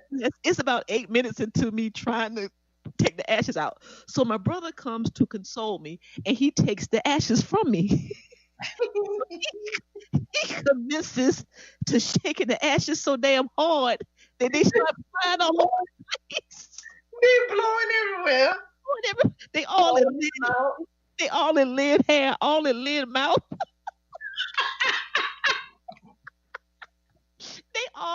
They done flew all on Kenny's shoes. Oh God. I got them all on my shirt, all on my jeans. He's just the funniest scene ever. I wish we recorded it. Oh my God, you had to be there. Guys, it was so funny and sad at the same time. But he got to shaking them ashes, and then ashes start going all over, and everybody was like coughing. Okay. You had to be there. I wish we recorded it. I swear. That should have been. You know how sometimes I'm like, don't record at my funeral. That should have been recorded. That every time we all get together and talk about that, everybody cracks up. So with all that being said, I'm sure Granddaddy felt real loved and happy during that moment, because that was, you talking about keeping it real. That was the funniest thing I had ever been a part of. Granddaddy would have laughed too. So right. Yes. Happy. I'm so glad you brought that up. I'm so glad you brought that up. You said, ooh. And you start wiping your mouth. I think you were right next to me. I was right there in the front. Oh my God. Standing right in front of the grave. You had Granddaddy all over you, okay? And everybody out there. It was so. Everybody took a little piece of Granddaddy home with him. Yes, everybody took a little piece of bone and a little piece of ash. That was so damn funny. Oh my God. And it was so lovely because my granddaddy was 94, but all of my friends and my mother's friends, everybody was there to support us, and everybody loved Granddaddy. And it was the most amazing, funniest ceremony. It was so funny, Lynn. I'm so glad you brought it up. That's gonna make me have a smile on my face tonight. It was good. Yeah, it wasn't. I mean, it was sad, but not sad. Sad, but not sad. Yeah, sad, but not sad. Yeah, everybody was wiping dust and ashes and mold out their hair. Okay. Let's bring it back together, sis. Let's bring it back together. Right. That didn't have absolutely nothing to do. Nothing to do with nothing. It was fun. Hard. It was a laugh. Yes, it gave the listeners to get a chance to get to know us. So with that being said, sis, we have been on this podcast because that's how much we love to talk, and that's how much we love our listeners. It's been 3 hours. Guess what, sis? I don't feel like it's been 3 hours. I don't either. No, because I'm telling you guys, this is what we do. We just talk. So natural, and we talk about anything, everything, and nothing. Absolutely. So I want to give a shout out to our Defy Life team over there. We got all type of great shows on the network. A special shout out to the Staley in English show. You guys need to check it out. Thank you so much to our producer Yusuf. Thank you for that feedback tonight, Coach. We appreciate it. That's why we've been on 3 hours. I know, right? Thank you to our listeners. Thank you to the 2 people that emailed us. I ask you again, guys, we want to do this. We want to do this for you. Make sure you email us, linandkim.aen@gmail.com. Give it to them one more time, sis. Now, see, what if I ain't remember it? Just throw it back to me. Just throw it back to me. linandkim.aen@gmail.com. Yes, ma'am. Yes, ma'am. Well, it's about that time, guys. Until next week, we love you. Thank you for listening. I know this is called Off the Cuff. We just went off the top of the dome. So what I want you to do is keep us with you all week. Listen to a little bit Monday. Listen to a little bit Tuesday. Listen to a little bit Wednesday and Thursday, because we're coming back to you next Friday. All right. So get it done before next Friday, because we're coming at you again. We love you.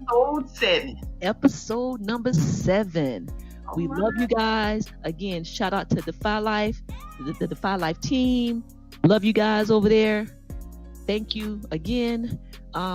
Sis, I am Kim, the big sis, and you are the little sis. And we are out. Signing off. You gonna hang up?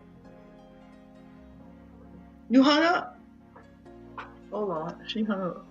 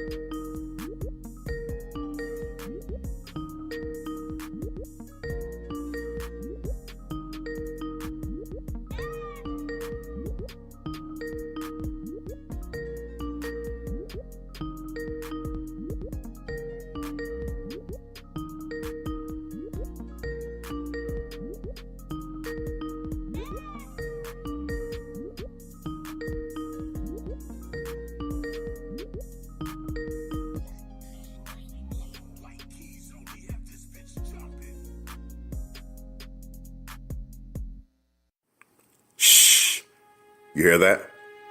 Listen closer. That, my friend, is the deafening sound of focus. It drowns out all the useless noise that can clutter the moment. Naysayers don't exist. Haters? Smaters? The peanut gallery? Who's that?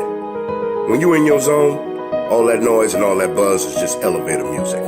So, enjoy your journey, focus on your goal, and bask in the quiet roar that is progress.